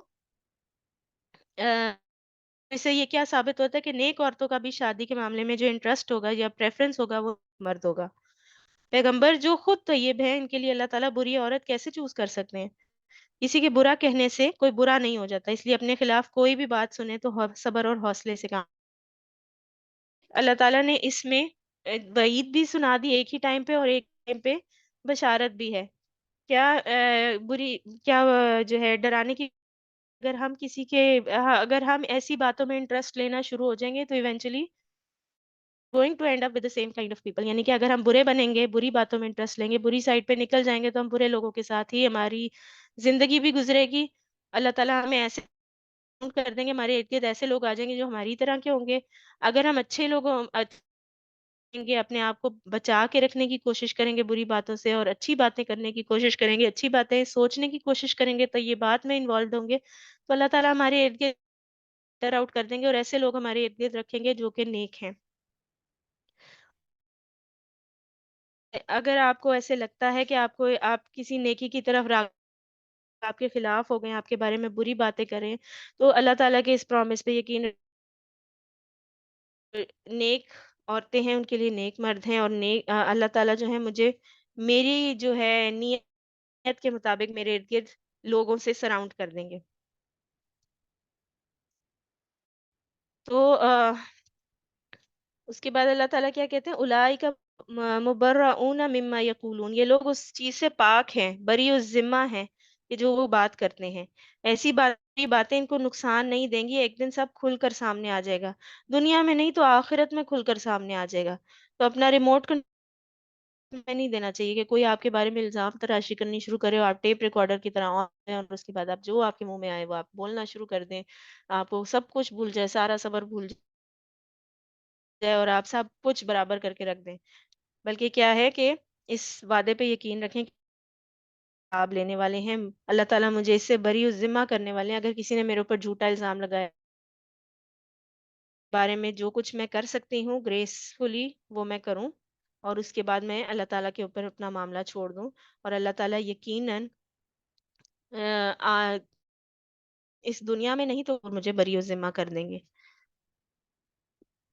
इस बात को ज़हन पे सवार करके कि लोग मेरे बारे में क्या-क्या बातें करते हैं, हम क्या कर लेते हैं अपने आप को। इसके बाद अल्लाह ताला एक और लॉ बता रहे हैं, या अय्युहल्लज़ीना आमनू ला तुदखुलू बुयूतन गैरा तअनीसु हत्ता तस्तअनीसु वला तुसलिमु अला अहलिहा ज़ालिकुम खैरुल लकुम लअल्लकुम तज़क्करून। तो एक और लॉ बताया जा रहा है, ए लोगों जो ईमान लाए हो, अपने घरों के सिवा दूसरे घरों में दाखिल ना हुआ करो जब तक कि घर वालों की रजामंदी ना ले लो, राजी ना हो, बिन बुलाए मेहमान नहीं बन जाओ, और घर वालों पे सलाम तुम्हारे लिए बेहतर है, तवक्को है कि तुम इसका ख्याल रखोगे। तो अपना घर कौन-सा होता है इंसान का, जहाँ पे उसकी फैमिली रहती है, जहाँ इंसान की बीवी रहती है, और यानी कि उसकी इमीडिएट फैमिली जहाँ पे रहती है। तो अल्लाह ताला यहाँ पे वो बुराइयाँ जो हैं, जो कि माशरे के बिगाड़ का बाइस करती है, जो कि इन फसादात का बाइस बनती हैं, अल्लाह ताला उनका सद्देबाब कर रहे हैं। इस्लाम जो है वो है प्रिकॉशंस लेने वाला दीन है, और वो इस बात में बिलीव करता है कि पहले से जो है बचा जाए इन सारे सिनेरियोज से, कि जो किसी बुराई का बाइस बनते हैं, बजाय इसके कि बाद में उस बुराई के कॉन्सिक्वेंसेस से डील करना पड़े हमें। तो वो पहले ही जो है ना, पहले ही लेवल पे उसको के ऊपर फोकस करता है। तो घर जहाँ इंसान आज़ादी और प्राइवेसी के साथ रह सकता है, घर और घर वाले और इस घर की तमाम इन तमाम अशिया की हुर्मत है, और इस हुर्मत को पामाल नहीं करना चाहिए। अगर आप किसी के घर जाएँ और वो आपको इजाज़त ना दे कि आप आएँ, तो आपको कोई राइट नहीं पहुँचता कि आप इस बात को माइंड करें, और आप उसके घर में जो है, या आप बेहतरीन दोस्त भी है, आपको कोई राइट नहीं पहुँचता कि आप बगैर इत्तला के उनके घर और उनके घर में घुसे चले आए। आपको लेट्स से वो दरवाज़ा खुला था पाया आपने, और आपने क्या किया, बेल भी नहीं दी और सीधे अंदर चले आए। अब वो घर जो है वो उनकी प्राइवेसी की जगह है, वहाँ पे वो किसी भी हो सकते हैं। क्या आप चाहेंगे कि आप जिस भी हालत में सो के उठे हैं, आपको आके कोई आपका इस हालत में देख ले? आपने मुँह भी नहीं धोया हुआ, आपके बाल बिखरे हुए हैं, आप है आपको ये भी नहीं पता आपका आप ड्रेसिंग जो है वो आपकी सही है कि नहीं। हालत में कोई आपके कमरे का दरवाज़ा धाड़ से खोले और अंदर आ जाए, अच्छा लगेगा? तो जब खुद को अच्छा नहीं लगेगा, तो फिर उसको दूसरों के लिए भी अप्लाई करना है। यहाँ पे लॉ डिफाइन कर दिया माशरती ज़िंदगी का, कि जब जगह जाओ, जो किसी की प्राइवेसी की जगह है, तो वहाँ पे इजाज़त लेके दाखिल करो। हुक्म को तोड़ना जो है वो ज़ुल्म की किस्म है, फितने के दरवाज़े खोलता है, ज़िंदगी सुकून के का ख़ात्मा हो जाता है, क्योंकि ऑब्वियसली अगर आपको इस बात की टेंशन लगी रहे कि अभी भी दरवाज़ा खोल के अंदर आ जाएगा, तो आपकी ज़िंदगी सुकून से तो नहीं गुज़रेगी। आप अपनी अपनी एक स्पेस में तो अपनी मर्ज़ी से रहना चाहते हैं ना, आप अपनी स्पेस में तो अपनी मर्ज़ी का टाइम, तो इससे क्या होगा, अम, आपकी जो घरेलू ज़िंदगी है उसके अंदर इंतशार पैदा हो जाएगा। हदीस का मफ़हूम है, अंसार की एक खातून ने आप सल्लल्लाहु अलैहि वसल्लम से आकर फरमाया कि या रसूल अल्लाह सल्लल्लाहु अलैहि वसल्लम, मैं बाज़ औक़ात ऐसी कोई मुझे इस हालत में देखे, कभी मेरे वालिद आ जाते हैं और कभी खाना में से कोई मर्द आ जाता है, तो मैं क्या करूँ? तो इस शिकायत के कॉन्टेक्स्ट में, या इस सवाल के कॉन्टेक्स्ट में जो है ये आयत नाज़िल की गई कि या अय्युहल्लज़ीना आमनू, हम में से किससे एड्रेस किया जा रहा है? अल्लाह ताला किससे कह रहे हैं कि ला तदखुलू बुयूतन, हुक्म किसको दिया जा रहा है? ए लोगों जो ईमान लाए। नहीं, वो सारे लोग जिन्होंने दावा किया कि मैं ईमान वाली हूँ या मैं ईमान वाला हूँ, पे ईमान लाए। तो कुरान में जब भी कोई हुक्म दिया जाता है, या अय्युहल्लज़ीना आमनू, इम्पोर्टेंट हुक्म होता है, और उस पे अमल करना फर्ज का लेवल रखता है। उसके ऊपर ये नहीं होता है, अगर आपकी किसी से फ्रैंकनेस ज्यादा है तो वहां पे वो रूल अप्लाई नहीं होगा। नहीं, आपने जिसके भी घर में जाना है, जो घर आपका अपना घर नहीं है, जहाँ पे इमीडिएट फैमिली, अपनी इमीडिएट फैमिली का क्या मतलब है कि आप इंसान की जो ہے یا شوہر ہے، اسپاؤس جو ہے جہاں پہ رہتا ہے وہ گھر نہیں ہے، بلکہ پیرنٹس کا گھر ہے، تو وہاں پہ بھی آپ ایسے داخل نہیں ہو سکتے کہ دھاڑ سے دروازہ آ گئے کہ اپنے پیرنٹس کے روم میں بھی آپ ایسے نہیں جا سکتے، بلکہ کیا کریں گے، اجازت لے کے جائیں گے. تستأنیسو، انس سے، انس کا مطلب مانوس ہونا، یعنی کہ جان لے اس کا اپوزٹ کیا ہوگا، وحشت. یعنی کہ جب گھر میں داخل ہو تو گھر والوں کو خود سے مانوس کرو، اجازت لو، اپوائنٹمنٹ لے کے جاؤ، اطلاع دے کے جاؤ. گھر یہ کدھر سے آ گیا، یہ نہ سمجھے، یا یہ کون ہے جو یہ ہمارے گھر میں کون پھر رہا ہے. اپنا گھر تو ایسی ہوتی ہے نا جو بہت مانوس ہوتی ہے، انسان کو سب پتا ہوتا ہے کہ everything that is going on in there, وہ سب پتا ہے انسان کو. اب وہاں پہ ایک ٹوٹل اسٹرینجر آ جائے اور وہ چلنا پھرنا شروع کر دے تو کیا ہوگا، انسان پریشان ہوگا. جو وہاں کے گھر کے رہنے والے ہیں، آپ ایک کے دوست ہیں اور آپ اس گھر میں ایسے پھر رہے ہیں، اچانک سے دروازہ کھول کے اندر آ گئے، آپ کو نہیں پتا کہ اس گھر میں کون کون اس کا رشتہ دار آیا ہوا ہے، یا اس کے وہ گھر والے جو ہیں وہ کس کنڈیشن میں ہیں. ہو سکتا ہے کہ وہ ایسی کنڈیشن میں نہ ہو کہ وہ کسی وزٹر کو ایکسپیکٹ نہ کرے ہو، اور آپ اندر چلے جائیں اجازت لیے بغیر، تو اس سے کیا ہوگا، ذہنی طور پہ ایک انوائنس بھی ہوگی، پریشانی بھی ہوگی. تو اللہ تعالیٰ نے حکم کیا دیا کہ حتیٰ تستانسوا وتسلموا علی اہلہا. پہلی بات، خود کو انٹروڈیوس کرو، ان کو بتاؤ میں کون ہوں، میں کہاں سے آئی ہوں، میں اپوائنٹمنٹ کے گھر جائیں، فون کر کے چلے جائیں. اپنے رشتہ دار کے گھر جا رہے ہیں میں، کہ وہ جو ہے ہمیں ہمیشہ ویلکم کرتے ہیں، ہم جیسے بھی جائیں گے ویلکم ہی کریں گے، لیکن تستانسو، اپنے آپ کو مانوس کر لو، ان کو فون کر لو. ہو سکتا ہے گھر کوئی اور مہمان آیا ہو، وہ آپ کو اتنی جو ہے اٹینشن نہ دے پائیں، آپ ان کے گھر چلے جائیں، ہو گئے ہو سکتا ہے کہ وہ ان کو وہ کسی اور ایسی سچویشن میں ہو کہ وہ ابھی وزٹ سکتے ہو، تو اپوائنٹمنٹ لے لیں، اطلاع دے دیں کہ میں آ رہی ہوں، یا جا کے بیل کر کے اطلاع دے دیں، فون کر کے اطلاع دے دیں، کسی بھی طریقے سے آنے کی اطلاع دے دیں. اور پھر وَتُسَلِّمُوا عَلَىٰ أَهْلِهَا، گھر والوں کو سلام کریں. ایسے نہیں کہ جس کو بھی دیکھیں اس کی طرف سے منہ موڑ لیں، صرف اپنی مرضی کے کو سلام کیا یا اس کو بھی سلام نہیں کیا، یا ہائے ہیلو کہہ کے تو بات ختم کر دی، بلکہ اللہ کیا کہا ہے، وَتُسَلِّمُوا عَلَىٰ أَهْلِهَا، گھر والوں پر سلامتی بھیجو. سلامتی بھیجنے کا کیا مطلب ہے، مطلب کہتا ہے کہ آپ لوگ میرے شر سے محفوظ ہیں، میں آپ کو جو ہے وہ یہ نہیں کوئی نقصان پہنچانے نہیں آیا. اللہ تعالیٰ کی سلامتی ہو، میرے شر سے محفوظ رکھے. حدیث کا مفہوم ہے، صحابہ نے آپ صلی اللہ علیہ وآلہ وسلم سے تستانیسو کا مطلب پوچھا. آپ صلی اللہ علیہ وآلہ وسلم نے فرمایا الحمدللہ، یا کھنکارنا، یعنی کہ اپنی آمد کی کسی طرح اطلاع دینا، اپنی پریزنس کی اطلاع دے دینا. تو آمد کی اطلاع کے بعد ملو تو سلام کرو. سلام 3 بار تک کیا جا سکتا ہے، جواب نہ انس حاصل کرنے میں اپنا نام بتانا اور تعارف کسی کو فون کرتے ہیں اور پھر کہتے ہیں پہچانا. اگر وہ غریب کسی کام میں مصروف ہے اور اس کو نہیں سمجھ آئے کہ کس کا فون آیا ہے تو ناراض ہو جائیں گے ہم لوگ. اب اپنے دوستوں کو بھی نہیں پہچانتے، وہ یہی سوچتا رہے گا کہ یہ کون سا دوست تو یاد نہیں آ رہا. ہو سکتا ہے وہ کسی پریشانی میں ہو سکتا ہے وہ کسی اور مائنڈ سیٹ میں ہو، اس کو نہ سمجھ آ رہی ہو، لیکن کیا ہوگا کہ ہم بس اس بات پہ انسسٹ کیے جائیں گے پہچانا. تو گریس کس چیز میں ہے کہ فون کریں اور بتائیں کہ میں فلانی آپ سے بات کر سکتی ہوں، is it a good time to talk, کیا ابھی آپ فارغ ہیں، ہم سے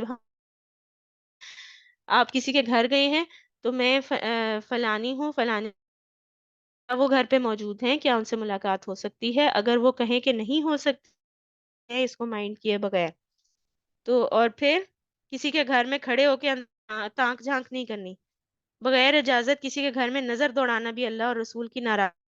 حدیث کا مفہوم ہے، اگر کوئی شخص تمہارے گھر میں جھانکے تو تو ایک کنکری مار کر اس کی آنکھ پھوڑ دو تو تمہارے اوپر کچھ بھی گناہ نہیں ہے. پھر حدیث کا مفہوم ہے کہ جس نے اپنے بھائی کی اجازت کے بغیر اس کا خط دیکھا تو گویا وہ آگ میں جھانکتا ہے. تو ان باتوں سے کیا ہوتا ہے، اگر کسی کا لیٹر آیا آپ کے، اس نے آپ کا ایڈریس دیا ہوا ہے، پرماننٹ ایڈریس ہے آپ کا، کہیں کرائے پہ رہتا ہے تو وہ کیا ہے، اس نے پرماننٹ ایڈریس اپنے آبائی گھر کا دے دیا، وہاں پہ جو لوگ رہ رہے ہیں اس کو کھول کے پڑھتے ہیں اور اس کے بعد اس کو کہتے ہیں یہ تمہارا خط آیا تھا، تو وہ کیا ہے، اس بندے کو تو ایک برا فیل ہوگا، لیکن میں یہ بہت بڑا گناہ ہے۔ پھر حدیث کا مفہوم ہے کہ انسان کے اسلام کا حسن یہ ہے کہ وہ ان چیزوں کو، جس سے اس کا کوئی تعلق نہیں ہے، تو کسی بھی طریقے سے گھر کے راز معلوم کرنا درست نہیں ہے۔ جس گھر میں بیوی کے علاوہ اور لوگ بھی رہتے ہوں، اس کا حکم بھی ہوگا۔ عبداللہ بن مسعود رضی اللہ تعالیٰ عنہ کہتے ہیں اپنی ماں کے پاس بھی جاؤ تو اجازت لو۔ آپ صلی اللہ علیہ وآلہ وسلم جہاد سے واپسی پر بھی لوگوں کو ڈائریکٹلی گھر نہ بھیجتے بلکہ پہلے مسجد جاتے۔ مسجد جانے کا کیا مقصد تھا؟ وہاں پہ جب سارے لوگوں کو پتہ چل جاتا تھا، اچھا سارے جو لوگ ہیں وہ مسجد آ گئے ہیں، کہ وہ اپنے اہتمام، اپنی تیاری کا اہتمام، اپنے گھر کا جو سیٹ اپ وغیرہ ہے وہ، اور پھر جب وہ لوگ گھر جاتے تھے وہاں سے، تو وہ ان کو گھر والے تیار ملتے تھے، ان کو کرنے کے لیے تیار ملتے تھے۔ تو اجازت کے الفاظ میں بھی گریس ہے، اور اگر ایمرجنسی کیس ہے تو وہ تو ایک ایکسیپشنل کیس ہے نا، کہ اگر آپ کسی کے گھر ایک ایمرجنسی میں گئے، کوئی ایسی بہت ایمرجنسی والی ہے، یا کوئی ایسی سچویشن ہے کہ کوئی جنگ وغیرہ کا سین ہے، تو وہ اور بات ہے۔ لیکن کیا ہے، حضرت عمر رضی اللہ تعالیٰ پوچھتے تھے سلام کے بعد کہ کیا عمر داخل ہو سکتا ہے؟ 3 بار اجازت دیں، مسلسل بیل نہیں دیں، بیل پہ ہاتھ رکھ کے بھول نہیں جائیں، اتنی زوردار طریقے سے نہیں دیں کہ اذیت ہو دوسرے کو، بلکہ کیا کریں، 3 بار بیل دیں، اگر جواب نہیں ملتا تو واپس آ جائیں۔ صحابہ کیا کرتے تھے، نبی صلی اللہ علیہ وسلم یہاں جاتے تھے تو فنگر نیل سے، ناخنوں سے نوک کرتے تھے۔ ناخنوں سے کتنی آواز آتی ہے نوک؟ اجازت کا جواب تب کنسیڈر ہوگا جب کوئی معتبر شخص دے، اگر بچہ نہ سمجھو تو اس کی بات اجازت نہیں ہے، اگر کوئی بچہ آ کے کہے انکل آ جائیں، تو وہ انکل نہیں آئیں گے اندر، یا آنٹی آ جائیں تو آنٹی اندر نہیں آئیں گی، کیونکہ کوئی کسی عاقل بالغ کو نہیں پتا کہ آپ وہاں پہ موجود ہیں۔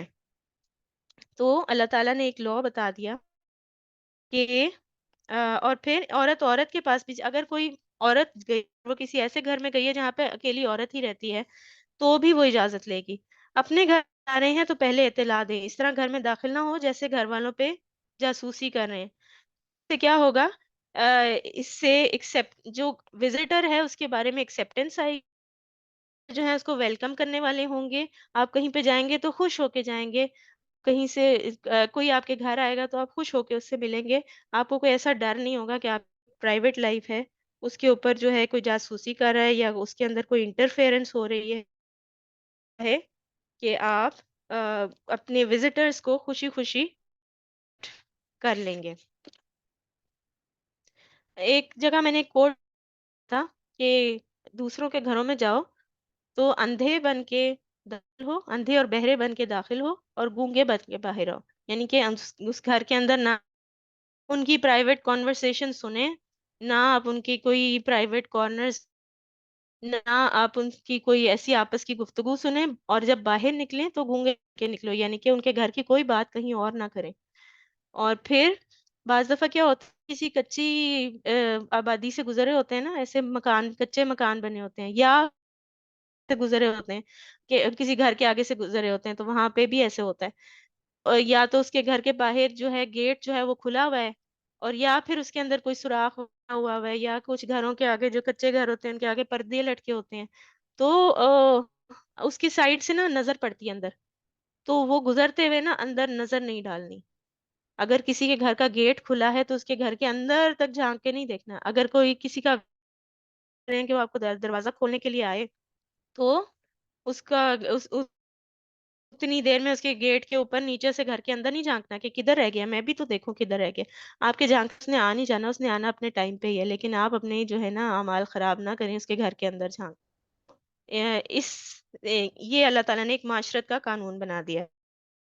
اللہ تعالیٰ کہتے ہیں کہ اگر اجازت نہ ملے تو داخل نہ ہو، فلا تدخلوها حتى يؤذن لكم، اگر گھر کے اندر کوئی نہ ہو، اگر وہاں کسی کو نہ پاؤ تو جب تک تمہیں اجازت نہ دی جائے تو داخل نہ ہو، اور اگر تم سے کہا جائے کہ واپس چلے جاؤ، یہ تمہارے لیے زیادہ پاکیزہ طریقہ ہے، اور جو کچھ تم کرتے ہو اللہ تعالیٰ اسے خوب جانتا ہے۔ ہمارا کیا طریقہ ہوتا ہے، ہم بغیر اطلاع کے سرپرائز دینے، دوسروں کے گھر ہیں جو ہے دوپہر کے وقت پہنچ جاتے ہیں، جب آرام کا ٹائم ہوتا ہے خوب بیل بجاتے ہیں، اگر کوئی نہ کھولے تو خود گیٹ کھول لیتے ہیں اوپر سے ہاتھ ڈال کے کسی طرح، پھر آ کے اندر کا دروازہ کھٹکاتے ہیں، پھر کوئی نہیں کھولے تو کھڑکیاں بجاتے ہیں، آوازیں لگاتے ہیں، پھر کہتے ہیں لگتا ہے کوئی جان کے نہیں کھول رہا، اور پھر بھی نہ کھولے تو گھر جا کے فون کرتے ہیں، پھر شکایتیں کرتے ہیں، اور اور اگر باہر سے ہی سنانا شروع کر دیتے ہیں، گاڑی میں بیٹھے بیٹھے ہی جو ہے باتیں بنا رہے ہوتے ہیں۔ ایسے کلچر کو ختم کرنے کی ضرورت ہے۔ اللہ تعالیٰ کیا کہہ رہے ہیں کہ اگر کوئی وہاں پہ موجود نہیں ہے گھر میں تو واپس آ جاؤ۔ تمہیں اگر کسی نے میرا گھر خالی ہوگا تم وہاں پہ چلے جاؤ، تم وہاں پہ اسٹے کر سکتی ہو، یا تم وہاں پہ چلے جاؤ۔ تو جب کسی کے گھر کے اونر کی اجازت ہو تو پھر آپ جا سکتے ہیں، اگر اس کے علاوہ خالی گھر ہو، کوئی بھی گھر پہ نہ ہو، واپس آ جائیں۔ اور دوسرا کیس کیا ہے کہ اگر جو گھر میں موجود جو جس سے ہم ملنے گئے ہیں، گھر والے جو ہیں، وہ اگر آپ سے کہیں کہ آپ واپس چلے جائیں تو واپس چلے جائیں، اور اس بات کو مائنڈ نہ کریں۔ اللہ تعالیٰ نے یہ اس کی اجازت دی ہے ان کو، اور یہ کیا ہے، یہ زیادہ ہوا ازکا لکم، یہ زیادہ اور اس سے کیا ہوگا، وہ لوگ بھی مینٹل ڈسٹریس سے بچ جائیں گے، جو ذہنی طور پہ ان کو اذیت ہوگی اس سے وہ بچ جائیں گے، اور ہم بھی ذہنی اذیت سے بچ جائیں گے۔ آپ سوچیں، آپ زبردست ہو کے مہمان بنے اس کے، تو وہ آپ کی کیسی خاطر تواضع کرے گا، اس کا دل کرے گا آپ کے پاس بیٹھے؟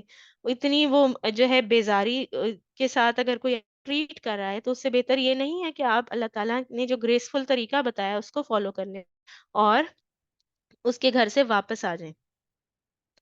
پھر اس کے بعد، البتہ تمہارے لیے اس میں کوئی مذائقہ نہیں ہے کہ ایسے گھروں میں داخل ہو جاؤ، ان تدخلوا بیوتا غیر مسکونۃ فیہا متاع، یعنی کہ البتہ تمہارے لیے اس میں کوئی مذائقہ نہیں ہے کہ ایسے گھروں میں داخل ہو جو کسی کے رہنے کی جگہ نہ ہو۔ ایسی جگہ کون سی ہوتی ہیں؟ جو پبلک پلیسز ہوتی ہیں، ہو گئے، آفیسز ہو گئے، ہاسپٹلز ہو گئے، جہاں پہ بندہ نہیں رہتا بلکہ وہ کیا ہے، پبلک پلیسز ہیں۔ لیکن اس میں بھی، ہاسپٹل میں بھی اگر وزٹنگ آورز ہیں تو نہ جاؤ، کیونکہ مریض کو تو کے لیے وہ آرام کا ٹائم ہوتا ہے، وہ مریض کی ٹریٹمنٹ کا ٹائم ہوتا ہے۔ انسسٹ نہ کریں کہ میں نے وزٹنگ آورز کے علاوہ بھی مریض سے ملنا ہے۔ اور پھر جن میں تمہارے فائدے کی کوئی چیز ہو، یعنی کہ اسکول نہیں ہوتا کہ انسان نوک کر کے جائے، کیونکہ اس میں تو ایکسپیکٹ باہر سے لوگ آئیں گے اور وہ ان کو ویلکم کرنے کے لیے بیٹھے ہوتے ہیں، ان کو سروسز پرووائڈ کرنے کے لیے بیٹھے ہوتے ہیں۔ تو ایسی پبلک پلیسز جہاں پہ جا کے آپ کوئی سروسز لیتے ہیں، یا گیسٹ ہاؤس ہے، یا آفس ہے، یا کمیونٹی سینٹر ہے، ان ساری جگہوں پہ کوئی ایسا ادارہ، تو ان اداروں کے اصولوں کی پابندی کرتے ہوئے ہم وہاں پہ جا سکتے ہیں اوپنلی۔ لیکن اس میں بھی وہ جو اس میں ان اداروں میں جو اصول رکھے جاتے ہیں ان کو بھی فالو کرنا ہوگا۔ آفیسز میں بھی، ہاسپٹلوں میں بھی کوئی نہ کوئی ایسا کارنر ہوتا ہے جہاں پہ عام لوگ کا داخلہ ممنوع ہوتا ہے۔ وہاں پہ یا تو ان کا سٹوریج ہوتا ہے، یا پھر ان کی مشینری پڑی ہوتی ہے، یا کوئی بھی ایسی چیز پڑی ہوتی ہے، وہاں پہ نہ جائیں۔ جہاں پہ آپ کو لگتا ہے کہ یہاں پہ جانے کی اجازت نہیں دی گئی، وہاں پہ جا کے آپ نے کیا چیز ثابت کرنی ہے؟ تو ایسی چیزوں کو چھوڑ دیتا ہے جس سے اس کا تعلق نہیں ہوتا۔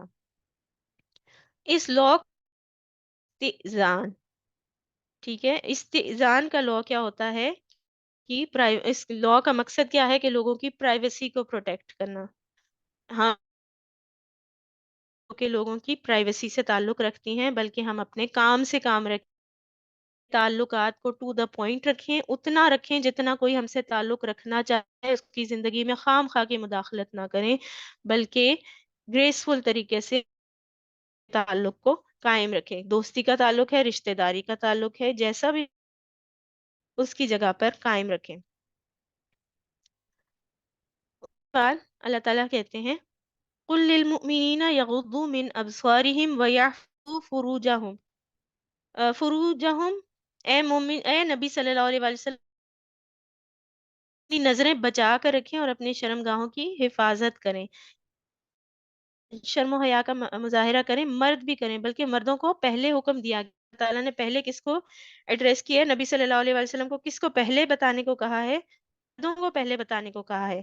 تو حیا جو ہے وہ صرف عورت کی ذمہ داری نہیں ہے، داری ہے، یہ ان کے لیے زیادہ پاکیزہ طریقہ ہے۔ ان اللہ خبیر بما یصنعون، وہ جو کچھ کرتے ہیں اللہ تعالیٰ اس سے باخبر رہتا ہے۔ اللہ تعالیٰ کی نگاہ میں ہے سارا برکات कुछ छुपी हुई नहीं है, अल्लाह ताला देखता है, तो इसका मतलब अल्लाह ताला पूछेगा भी। यानी जो चीज अल्लाह ताला की नजर में आ गई, उसका हिसाब तो होगा ही होगा। तो यगुज़ू का क्या मतलब है? कमी करना, नीचे पस्त करना या किसी चीज में कमी करना। तो अपनी यगुज़ू मिन अबसारिहिम, अपनी निगाहों में से झुक, यानी कि मिन का क्या मतलब है? मिन अबसारिहिम, अपनी निगाहों में से जो कुछ को मौके और बाज़ जगहों पर गज़े बसर करें। तो जहाँ पे अंदेशा हो, फितने का अंदेशा हो। और फिर यहफ़ज़ को ढाँप कर रखे, हराम कामों में इसके यूज़ से बचे। फिर फ़ाहिशा को रोकने के लिए मज़ीद अहकामात दिए जा रहे हैं। यहाँ पे जो है फ़ाहिशा का सब किया जा रहा है, और इन रास्तों को बंद किया जा रहा है जो फितने का रास्ता खोलते हैं।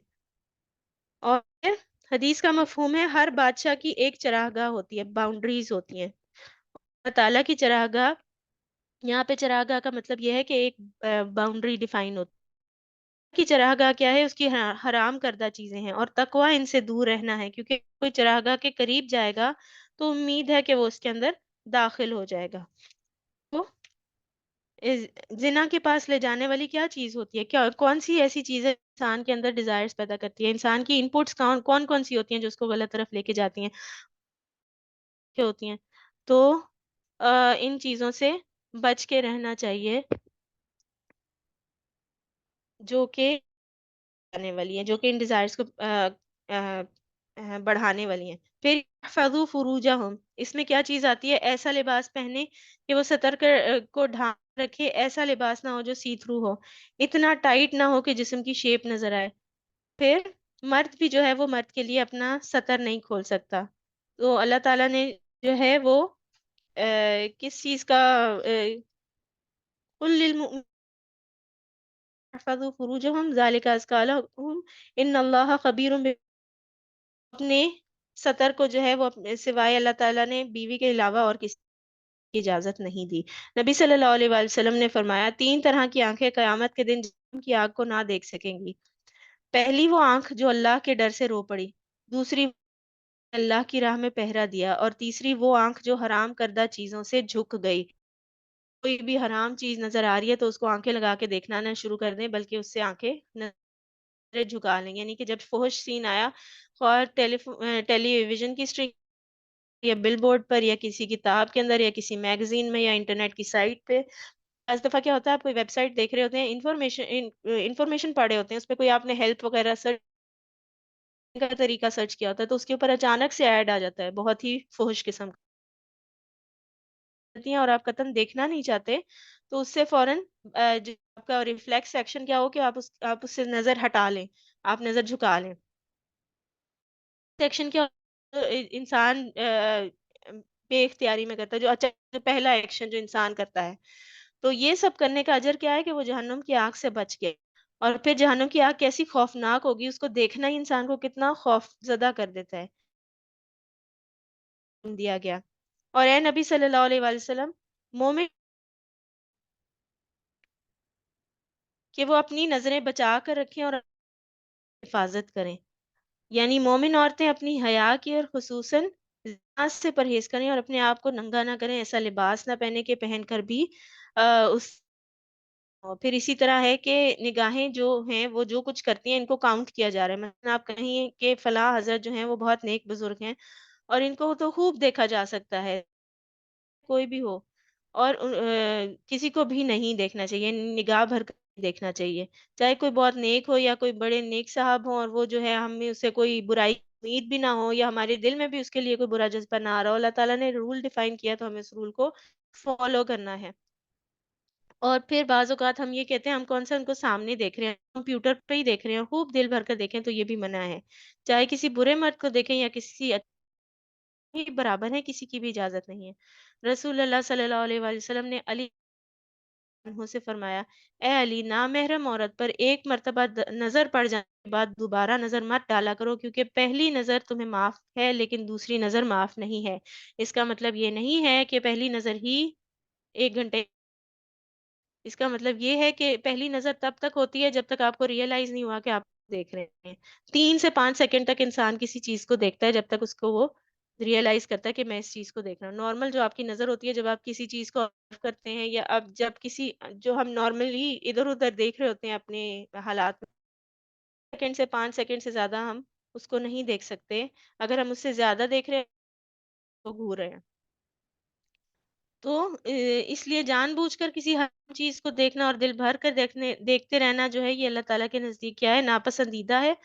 پھر جو گناہ ہوتے ہیں ان کی شامت دنیا میں بھی آتی ہے اور آخرت میں بھی آتی ہے. بعض اوقات انسان سے نیکی کے بعض اوقات انسان سے خیر و بھلائی دور ہو جاتی ہے. بعض اوقات انسان عبادت سے محروم ہو جاتا ہے، اور اگر عبادت سے محروم نہ ہو تو عبادت کی لذت سے محروم ہوتا ہے. اور پھر اللہ تعالیٰ خوب خبر رکھتا ہے کہ جو کچھ تم کر رہے ہو چھپ کر رہے ہو، اللہ نہیں چھپ سکتا. مومن عورتوں کے لیے نگاہوں کی حفاظت اور شرم گاہوں کی حفاظت بات بھی ہیں، اور وہ کیا ہے؟ ولا یبدین زینتہن الا ما ظہر منہا، اور اپنے بناؤ سنگھار نہ دکھائیں بجز اس کے جو کہ خود ظاہر ہو جائے. رسول اللہ صلی اللہ علیہ وآلہ وسلم نے فرمایا، تمہاری بدترین عورتیں وہ ہیں جو زینت کا اظہار کرنے والی ہیں اور تکبر سے چلتی ہیں. ایسی ہیں، اور ان میں سے کوئی بھی جنت میں داخل نہیں ہوں گی مگر سرخ چونچ اور سرخ پیر والے کوے کی طرح، یعنی کہ بہت ہی کم، یعنی کہ امپاسبل کے قریب بات ہے. آپ نے کبھی سرخ چونچ کوا دیکھا ہے؟ تو جتنے وہ کوے ہوں گے اتنی ہی وہ ایسی عورتیں داخل ہو سکیں گی. اور پھر خاص طور پر وہ، یعنی کہ ایسی جو ہے ایسا لباس، ایسے کپڑے، ایسی پرفیومز لگائیں کہ جو اپنی چال، اور ایسی چال چلیں کہ اپنی چال سے ان کو اٹریکٹ کریں.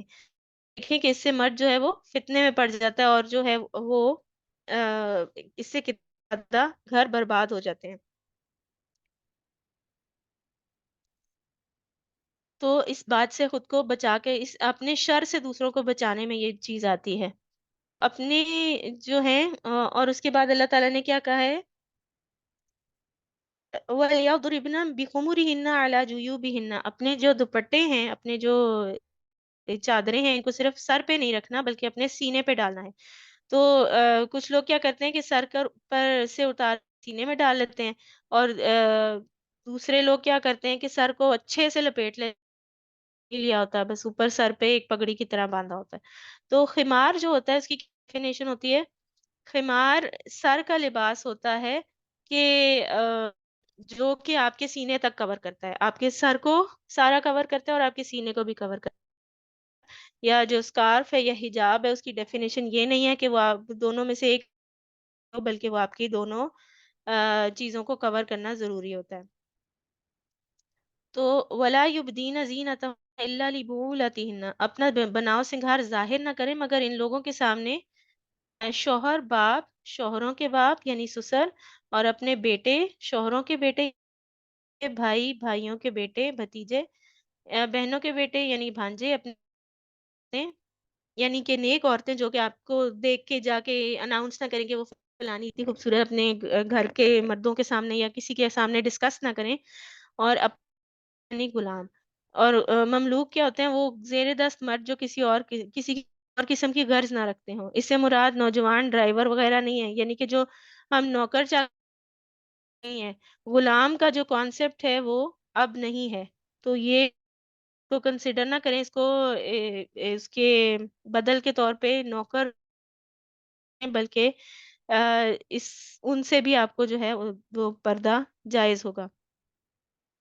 بچے جو عورتوں کی پوشیدہ باتوں سے ابھی واقف نہیں ہے، بہت چھوٹے بچے، پھر جب وہ تھوڑے بڑے ہو جاتے ہیں، جب انہیں تھوڑی عقل سمجھ آ جاتی ہے تو کیا ہے، یا انہوں نے موویز، چھوٹے بچے موویز دیکھ لیتے ہیں نا، تو اس سے کیا ہوتا ہے وہ وقت سے پہلے بڑے ہو جاتے ہیں، ان کو باتیں سمجھ آنے لگ جاتی. تو ان سے بھی جو ہے وہ اپنے آپ کو کور کر کے رکھنا چاہیے.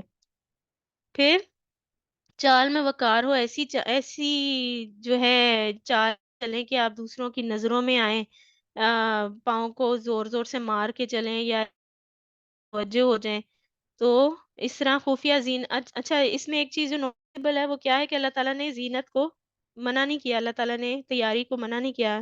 عورت تیار ہو سکتی ہے، میک اپ کر سکتی ہے، سب کچھ کر سکتی ہے. اللہ تعالیٰ نے صرف کیا کہا ہے؟ ان مردوں کو دکھاؤ کہ جو تم پر حلال ہیں، جو حلال جو محرم مرد ہیں ان کو دکھاؤ. اور اس میں بھی لیولز ہیں. سب سے زیادہ جو محرم ہے، جس کے ساتھ کوئی بھی پردہ نہیں ہے، وہ عورت کا شوہر ہوتا ہے. اور اس کے بعد جو باقی جتنے بھی ہمارے بھائی ہے، بھتیجا ہے، بھانجا ہے، ان کے ساتھ زینت کا اظہار کیا جا سکتا ہے، لیکن ان کے ساتھ ایک لمیٹیشن آتی ہے ساتھ. تو اس کے بعد کیا ہے، اللہ تعالیٰ نے ایسے محرم رشتے بتائے جن کے سامنے زینت کا کسی حد تک یا کمپلیٹلی اظہار کیا جا سکتا ہے.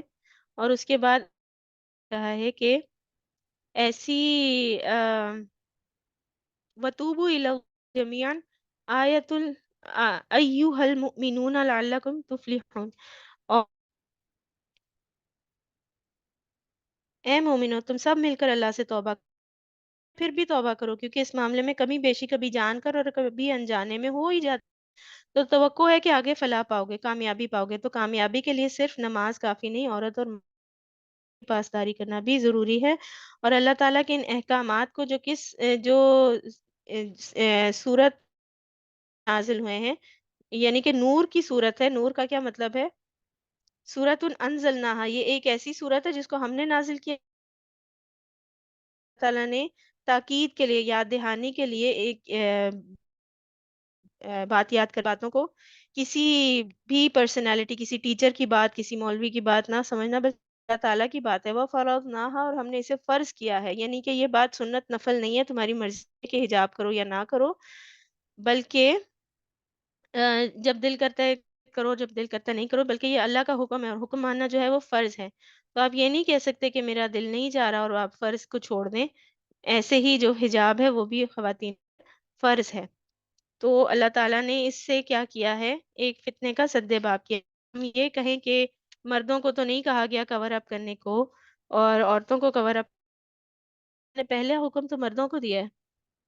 اور آپ اگر یہ کہیں عورتوں کی جو احکامات والی آیت ہے وہ زیادہ لمبی ہے، تو اللہ نے عورت کو زیادہ اسپیشل بھی تو بنایا نا.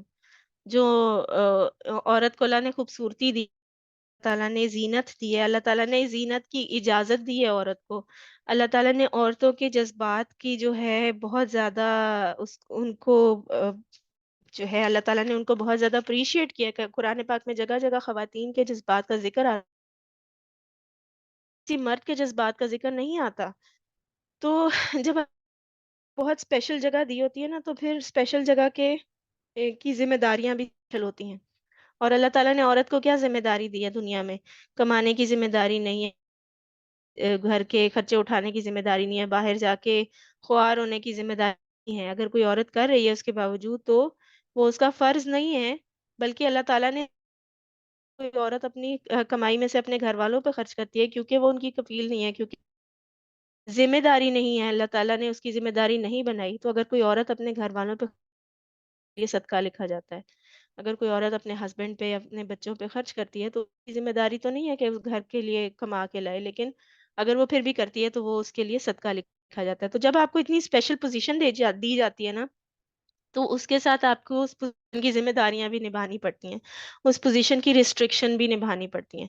لیٹ سے اگر کوئی کسی کو جو ہے کسی جگہ کا منسٹر بنا دیتا ہے، اور کسی چیز کا لا کا منسٹر بنا دیتا ہے، تو پھر اس کے ساتھ جو ہے وہ بہت زیادہ اس کو پرکس ملتے ہیں، بہت اس کو پروٹوکول ملتا ہے. اور اس بندے کی جو ہے وہ پوزیشن، اس کو جو اس کی تنخواہ بہت زیادہ ہوتی ہے، اس کے آگے پیچھے نوکر ہوتے ہیں، اس کو رہنے کا گھر مل جاتا ہے. لیکن اس کے ساتھ اس کی ذمہ داریاں بھی ہوتی ہیں. اب اس منسٹر نے کیا کرنا ہے اور ڈیفائن کرنا ہے. یا اگر کوئی ہیلتھ کیئر کا منسٹر بن جاتا ہے تو اس نے کیا انشور کرنا. ہمارے ملک میں جو ہیلتھ کیئر کا نظام ہے، ہاسپٹلس وغیرہ ہیں، وہ اپنا کام صحیح، وہ کوئی اس میں بے ایمانی نہ کریں، کوئی کام غلط نہ کریں. جو ہوتی ہے نا، وہ جتنی بڑی ہوتی ہے، جتنی اہم ہوتی داریاں بھی آتی ہیں، اتنی اس کے ساتھ ریسٹرکشنز بھی آتی ہیں. کسی بادشاہ کو یہ جو ہے وہ افورڈ نہیں کرتا کہ وہ عام لوگوں کی طرح دن کے براڈ ڈے لائٹ میں، یعنی کہ دن کے ٹائم جس طرح ہم اٹھتے ہیں، ہم بازار چلتے ہیں، شاپنگ کریں، وہ بادشاہ اٹھ کے ایسے نہیں کر سکتا. اس کو کچھ پروٹوکالز فالو کرنی ہوتی ہیں. اس کو اگر کچھ منگوانا ہے بازار سے، پروبیبلی وہ بیچنے والے کو اپنے دربار میں بلا لے گا، یا وہ اپنے جو ہے ملازمین جو اپنے سپاہی ہیں، اپنے منسٹرز ہیں، ان سے کہے گا کہ یہ چیز لے کے آؤ۔ وہ بادشاہ خود سے نہیں چیزیں خرید سکتا، کیوں؟ کیونکہ بادشاہ جو ہوتا ہے وہ حکمران ہوتا ہے ایک جگہ کا، اور جو حکمران ہوتا ہے جو ہوتی ہے وہ اس جگہ کی سیفٹی سے مشروط، مطلب وہ اس جگہ کی سیفٹی جو ہے جہاں کا وہ حکمران ہے، اس حکمران کی سیفٹی سے مشروط ہوتی ہے۔ اگر کسی جگہ کا حکمران جو ہے وہ مر جائے تو کیا ہوتا ہے، وہ جگہ ولنریبل ہو جاتی ہے، اس کے اوپر کوئی بھی قبضہ کر سکتا ہے، اس کے اوپر کوئی اٹیک کر دے تو اس کو پروٹیکٹ کرنے والا کوئی نہیں ہوتا۔ تو حکمران جو ہے اس کی حفاظت ضروری ہوتی ہے۔ بادشاہ جو ہے وہ ایسے افورڈ نہیں کرتا کہ وہ کہیں جا کر اس طرح سے اسپینڈ کرنا شروع کر دے جیسے کوئی عام آدمی کرتا ہے۔ اسی طرح اللہ تعالیٰ نے عورت کو، اللہ تعالیٰ کہتے ہیں ربۃ البیت، کوئین آف دا ہاؤس، گھر کی ملکہ۔ تو جب ربۃ البیت کا اللہ تعالیٰ نے ٹائٹل دیا ہے تو اس کا مطلب کیا ہے؟ کوئین کو کیا زیب دیتا ہے کہ وہ ہر ایرے غیرے کے سامنے آ کے اپنی زینت کا اظہار کرے؟ کیا جو ہے کوئینس کو کی گریس اس سے قائم رہے گی کہ ہر گزرنے والا پھیری والا بھی آیا ہے تو وہ بھی کوئین اس کے سامنے سج بن کے تیار بیٹھی ہے؟ اور کوئین کی جو ہے اس کے اندر ہیبت یا اس کی گریس جو ہے وہ اس کہ اس کو کچھ لوگ ہی ایکسس کر سکیں، اس کے پاس کچھ لوگ ہی اس سے تعلق رکھ سکیں، وہ لوگ جو بہت زیادہ اسٹیمڈ ہیں، جو بہت زیادہ مرتبے والے ہیں، وہی اس کو ان کے بات کریں۔ دربار کے اندر ہر کوئی تو نہیں نا آ سکتا تھا، جو ہم بادشاہوں کے بارے میں یا بات کے بارے میں جانتے ہیں، ہر کوئی تو دربار میں انٹر ہو کے نہیں بات کر سکتا تھا کہ جس کا دل کیا منہ اٹھا کے چلو آج بادشاہ سے چلتے ہیں۔ ایسے تو نہیں ہوتا تھا، پروٹوکول فالو کرنا پڑتا تھا۔ تو وہ جو کوئین ہے اس کا مرتبہ ہے کہ ہر کوئی اس سے آ کے نہیں مل سکتا اور ہر کوئی اس کو دیکھ نہیں سکتا، بلکہ وہ بہت زیادہ ہے، اس کو بہت زیادہ حفاظت میں رکھا گیا ہے۔ تو اپنے آپ کو بچے ان پابندیوں کو اپنے آپ کے اوپر جو ہے اپنے ساتھ زیادتی سمجھنے کے اور اس بات کو کمپیئر کرنے کے کہ مردوں کو یہ ریسٹرکشن کیوں نہیں لگائی گئی اور ہمیں ہی کیوں لگائی گئی ہے، اپنے آپ کو ربات البیت کہ کیا میرے شایان شان ہے کہ میں اس طرح باہر جو ہے ہر ایک کے سامنے آ جاؤں، اور کیا میری یہ شان اللہ تعالیٰ نے آپ کو اتنا اسپیشل سمجھیں جتنا اسپیشل اللہ تعالیٰ نے آپ کو بنایا ہے۔ آج یہیں تک رکھتے ہیں، آپ میں سے اگر کوئی کچھ کہنا چاہے تو موسٹ ویلکم۔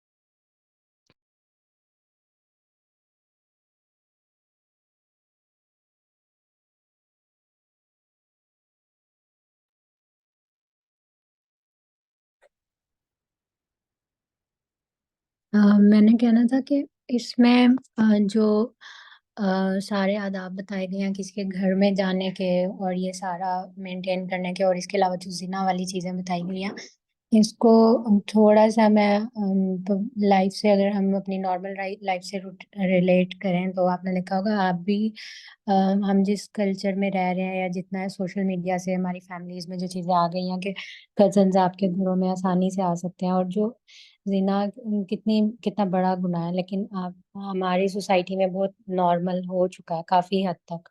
مطلب ہم دیکھ بھی لیں تو یونیورسٹیز میں بھی ہم نے دیکھا ہوگا کہ مطلب it's very normal, girlfriend boyfriend والے کانسیپٹس سارا کچھ۔ اور اس میں ایک اور چیز میں نے کہتی کہ ایک تو یہ کہ ہم ایز اے پیرنٹس بچوں کو بچپن سے ہی، ایک تو آپ نامحرم وغیرہ کا جیسے کزنس وغیرہ تو ان کے ساتھ دوری مینٹین کرنا سکھانا چاہیے۔ اور سیکنڈلی ابھی میرڈ میں جیسے ہسبینڈ وائف والی جو بات ہوئی ہے، اس میں مطلب سوچنے میں نہیں آتا کہ کوئی لڑکی مطلب میرڈ ہو کے بھی کوئی ایسا مردوں میں تو پھر بھی چلو ایسے سننا جاتا ہے، لیکن خواتین میں ہم سوچ بھی نہیں سکتے کہ اگر ایسا بھی ہو سکتا ہے۔ لیکن یہ میرا پرسنل ایک میری ایک بہت کلوز فرینڈ تھی جس کو میں سوچ ہی نہیں سکتی تو ویسی کبھی، بٹ اس نے مجھے اپنا ایک پرسنل ایکسپیرینس بتا کہ وہ ہمارے معاملے میں کیسے گئی۔ اس کی جو ہسبینڈ کے جو بڑے بھائی ہوتے ہیں ان کے ساتھ وہ اس طرح سے سارا کچھ ہوا۔ وہ کیوں ہوتا ہے اس طرح؟ کیونکہ جب ہم ہماری جو پیرنٹس ہوتے ہیں تو مطلب سسرال میں وہ موسٹلی یہ چاہتے ہیں کہ فیملی جوائنٹ رہے، کوئی بچہ الگ نہ ہو شادی کے بعد۔ اب وہ ایسا نہیں سوچ سکتے کہ یہ اتنی بڑی خرابی معاشرے میں پیدا ہو سکتی ہے یا فیملی میں، لیکن وہ کیا ہوتا ہے کہ جب یہ نوجوان بہویں اور دیور جیٹ سب اکٹھے رہ رہے ہوتے ہوتے ہیں نا، تو وہاں پہ یہ بہت زیادہ ایشوز اس طرح کے کریٹ ہونے کے بہت زیادہ چانسز ہوتے ہیں. اور مجھے لگتا ہے کہ یہ ہمیں سوسائٹی میں ایک تو بچوں کو ٹیچ کرنے کے علاوہ یہ چیز بھی اڈاپٹ کرنی چاہیے کہ جیسے کوئی میرڈ ہو تو کوشش کریں وہ سیپریٹ ہی رہیں، تاکہ کم از کم اس طرح کی برائیاں نہ ہوں. اور موسٹلی کوئی اگر لڑکی نے بھی ہے تو ایسی کسی سچویشن میں نہ پھنسے جس میں اس کے پاس کوئی اور راہ نہ ہو اپنا گھر بچانے کے لیے، اور وہ اس طرح کے معاملات میں جو ہے نا وہ انڈلج ہو جائے. اور اس بارک میں اللہ اور فیک. بھی بہت ساری اچھی چیزیں تھیں جو کہ نارمل روٹین میں ہم بہت آسانی سے فالو کر سکتے ہیں. جزاک اللہ. جی بارک اللہ فیک. اس میں ایک چیز میں یہ ایڈ کرنا بچوں کی جلدی شادی کے حق میں ہم سارے ہوتے ہیں. ہمارے جو ہے نا معاشرے میں بہت عام بات ہے کہ اللہ تعالیٰ نے کہا ہے کہ ارلی میرج کا اللہ تعالیٰ نے کہا ہے. ہم بچوں کی شادی کرنے کے بارے میں بہت انتھوزیاسٹک ہوتے ہیں، کرنے کے بارے میں انٹرسٹڈ نہیں ہوتے، کہ جو اپنی جوانی میں یہ جانتے ہوں کہ گھر کیسے چلانا ہے. اور پھر جب ان کی شادی ہوتی ہے ارلی ایج میں ہوتی ہے تو ہمیں یہ ڈر ہوتا ہے کہ وہ اپنا گھر چلا پائیں گے، مینج نہیں کر پائیں گے، کیونکہ ہم نے سکھایا نہیں ہوتا. اور اگر وہ جو ہے زیادہ تھوڑی میچور ایج میں ان کی شادی ہو تو پھر ہمیں انسیکیور ہونے لگتی ہے کہ وہ ہمیں چھوڑ دیں. تو ان دونوں چیزوں کی بیسس کیا ہے کہ ہم نے بچپن سے بچوں کے اندر اللہ کے کلام کی سمجھ نہیں پیدا کی، اللہ تعالیٰ کی باتوں کی سمجھ نہیں پیدا کی. اگر آپ اپنے بچوں کو اس طرح سے ریز کریں جس طرح صحابہ ریز کرتے تھے کہ وہ ان کو بچپن سے علم کی محفلوں میں ایسے نبی صلی اللہ علیہ وسلم کی جو ہے مجلس اس میں لے کے جایا کرتے تھے، اور پھر ان کو کرتے تھے جس طرح وہ سوسائٹی میں ایڈلٹس کو ٹریٹ کیا جاتا ہے، بڑے لوگوں کو ٹریٹ کیا جاتا ہے، اس طرح سے ان سے بات کیا کرتے تھے. تو اگر ہم نے بچوں کو ان کی شادی کرنی ہے اس ایک اسپیسیفک تک آ کے، تو وہ اسپیسیفک عمر میں آ کے ان کی تربیت نہیں ہوگی کہ انہوں نے گھر کیسے چلانا ہے، وہ تو بچپن سے ہوگی. اور پھر دوسری بات یہ کہ حیا کا کانسیپٹ جو ہے وہ بچپن سے پیدا ہوتا ہے.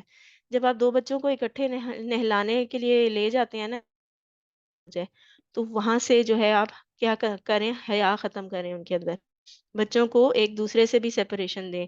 کوئی گود کا بچہ ہے، نیو بورن بیبی ہے، اس گئے تو اس کو سب سے الگ لے جائیں، واش روم میں جانے کی دعا پڑھیں، اور پھر کو اس طرح سے چینج کریں کہ اس کی حیا قائم رہے. اس کو اننیسیسری وہ ننگا نہ چھوڑیں، اس کو سب کے درمیان بیٹھا کے چینج نہ کرنا شروع کریں. یہ تو بچہ ہی ہے، اس سے کیا فرق پڑتا ہے.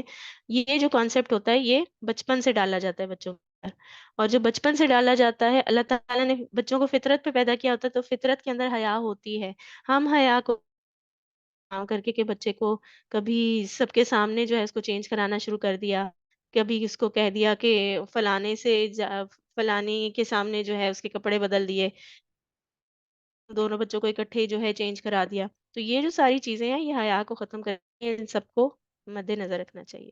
جی جزاک اللہ خیر. جی فرحانہ. السلام علیکم ورحمۃ اللہ وبرکاتہ. وعلیکم ایک السلام ورحمۃ اللہ. ایک میرے ساتھ تو حادثہ ہوا تھا. جب میری پہلی شادی ہوئی تھی تو وہ لوگ انہوں جو سسر میرے تھے ان کو سب پتا تھا کہ وہ اس آدمی کی میرے تو ریزن یہ تھی کہ میری شادی میرے ماں باپ کروانا نہیں چاہے تھے. میں اپنے ماں باپ کی خدمت کرتی تھی، تو اسٹیپ مدر تھی، وہ کچھ مسئلہ تھا میری زندگی میں، تو میں ہر حال میں شادی کرنا چاہتی تھی. کیونکہ فلیٹ میں 2 فلیٹ تھا ہمارا، ہم بھائی بہن ایک ہی فلیٹ کے اندر رہتے تھے، اور ایک فلیٹ میں پاپا رہتے تھے، پاپا اما رہتے تھے. تو ان کو یہ دکھتا ہی نہیں تھا کہ میں اپنے بھائی کے ساتھ اکیلے فلیٹ میں رہ رہی ہوں. وہ اکیلے ہی کہلائے گا، اگر وہ روم میں کوئی نہیں ہے رات کو تو اکیلا کہلائے گا ٹیچر. تو یہ سچویشن تھی میرے ساتھ. تو میں نے شادی کا بالکل پکا ارادہ کیا تھا، کسی سے بھی مجھے شادی کرنی ہے، اس طرح میرے بھائی کے ساتھ کہیں غلط نہ ہو جائے. اللہ نہ کرے میرے بھائی مجھے بچوں کی طرح چاہتا تھا. میرا چھوٹا بھائی تھا، وہ 1.5 سال، لیکن وہ جو بڑی بہنوں چھوٹی بہن کی طرح مجھے لاڈ پیار کرتا. میری نیچر ہی ایسی کہ بچوں کی طرح مجھے سب لاڈ پیار کرتے اب تک. تو وہ ایک سچویشن کی وجہ سے میں نے جب شادی کی تو وہاں پہ جو ہے نا انہوں نے اتنا بڑا جھوٹ بولا جس سے میں نے شادی کی. وہ ہماری جاننے والی رشتے داروں میں سے ہوتی، رشتے لگاتی ہیں. اب ہمیں پتہ ہی نہیں وہ اتنا غلیظ آدمی سے میری شادی بھی اللہ نے بچا لیا. میرے خلا ہو گیا الحمدللہ. لیکن وہاں میں نے اس بندے سے ایک اذیت اٹھایا کہ اس کی نیچر صحیح نہیں تھی. جو کہتے ہیں نا اس کی نیچر میں تھی زنا، اس کی نیچر میں تھی شراب. تو وہ ایک مجھے بہت ہرٹ ہوا، لیکن میں پھر اللہ نے مجھے بچا لیا. لیکن وہاں میں نے ایک اور چیز بھی دیکھا، وہ لوگ نمازی تھے جو میں الگ رہتی تھی، لیکن ان کے سارے بھائی بہن پڑھے لکھے، ویل ایجوکیٹڈ، بہنیں اتنی قابل پڑھی لکھی، سب سلجھے ہوئے لوگ، لیکن وہ ایک فطرتاً ویسا تھا. تو سسر نے یہ سوچا ہوگا کہ یہ جو میرا بدتمیز بچہ ہے یہ کسی لڑکی سے اچھی لڑکی سے کروا دوں گا تو اس کی زندگی بہتر ہو جائے گی، لیکن ہوا نہیں ایسا الحمدللہ۔ اور دوسری بات یہ ہے کہ وہاں پہ رہتے ہوئے مجھے جب میرے سسر کا انتقال ہوا تو میں واش روم میں تھی، تو یہ صحیح کہہ رہی ہیں، دیور جیٹھ یہ خوفناک چیز ہے۔ اب میں واش روم میں ہوں اور اس نے نا دروازہ بالکل کھولنے کی کوشش کی، الحمدللہ بڑی بالٹی میں نے لگایا ہوا تھا، میں نے ذرا سا کھٹ کے آواز سنی تو میں نے گھر والوں کا نہیں دیکھا کون ہے کہ نہیں، میں نے واش روم سے تیز آواز میں کہا میں ہوں، بہت زور سے میں نے چیخ کے کہا، کیونکہ میں عزت بہت بڑی چیز ہوتی ہے، رحم کرتا اللہ میاں، لیکن فیس کرنا پڑتا ہے یہ سسرال میں۔ یہ ہمیں نا اپنی بچیوں کو یہ سکھانا چاہیے کہ ہمیں اپنے آپ کو بچانا کس طرح ہے۔ بارک اللہ فیک، اللہ تعالیٰ آپ کی اس سارے جو آزمائش تھی اس کا آپ کو بہترین کو آئندہ ان تمام آزمائشوں سے بچا کے رکھیں۔ ہمیں سمانا۔ کہ ہمیں اپنے بچیوں کو زندگی گزارنا اور حیا کا کانسیپٹ تو سکھانا چاہیے، لیکن اپنے بچوں کو بھی یہ سکھانا، اپنے جو بوائز ہیں ان کو بھی یہ سکھانے کی ضرورت ہے۔ ہم امپاورمنٹ کی بات کرتے ہیں، ہم یہ کہتے ہیں کہ ہمیں جو ہے عورت کو امپاور کرنا ہے، اس کو ہے، لیکن ایسے مرد کہاں سے آئیں گے کہ جو عورتوں کو ان کے حقوق، تو ایسے مرد جو ہے ان کو ریز کرنا ہے، ہمیں ہماری جو نیکسٹ ہو یہ ہماری اچیومنٹ ہوگی۔ تو نظر رکھنا ہے کہ نہ صرف لڑکیوں کے اندر بلکہ لڑکوں کے اندر بھی حیا کا کانسیپٹ رکھنا بہت ضروری ہے، لڑکوں کے اندر بھی کیونکہ گھر کی، بچوں بڑے جی ان کی شادی کا بھی بیٹیوں کا یہ خیال ہونا چاہیے، ورنہ یہ بھی بہت تباہی کی باعث بن رہی ہے۔ بارک اللہ۔ تو شادی کرتے ہوئے بھی جو شادی کی عمر ہوتی ہے اس میں صرف شادی نہیں کرنی ہوتی بلکہ گھر بنانا ہوتا ہے، تو اس گھر کو مینٹین کس طرح رکھنا ہے، اس گھر کو چلانا کیسے ہے، اس نظریے سے شادی کرنی چاہیے اور اس نظریے سے بچوں کو ریز کرنا چاہیے۔ تو یہ ساری جو چیزیں ہیں یہ تاکہ بعد میں چل کے کوئی مسئلہ نہ ہو جائے اور بعد میں چل کے کوئی ایسی خرابی کا شکار نہ ہو جائے، تو ہمیں نہ صرف لڑکوں کی پرورش پہ بھی، ان کی تربیت پہ بھی ایک ہی جیسی نظر رکھنی چاہیے، ان کے ذہنی میچورٹی پہ، ان کے جو ہے how to manage their life, وہ کس طرح سے اپنا گھر چلائیں گے، یہ ساری چیزیں جو ہے ہمارے میں ہونی چاہیے، یہ فیصلہ کرنے سے پہلے کہ میں نے اس کی شادی کر دینی ہے جلدی۔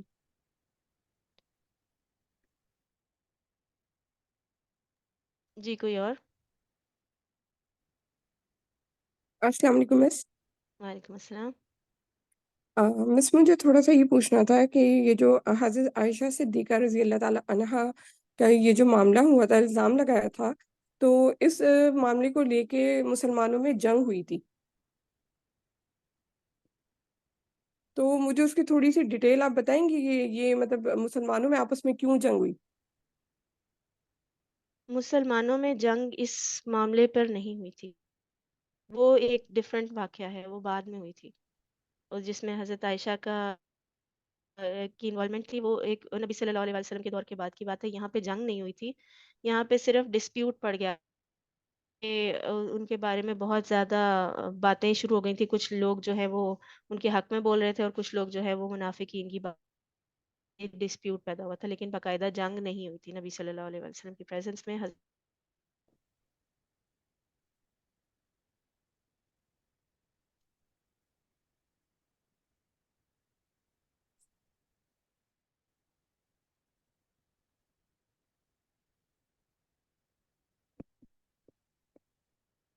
جی کسی اور کا کوشچن یا کامنٹ؟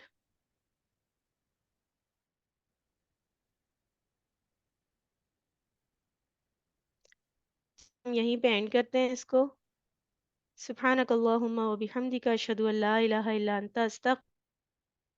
السلام علیکم ورحمۃ اللہ وبرکاتہ۔ وعلیکم السلام۔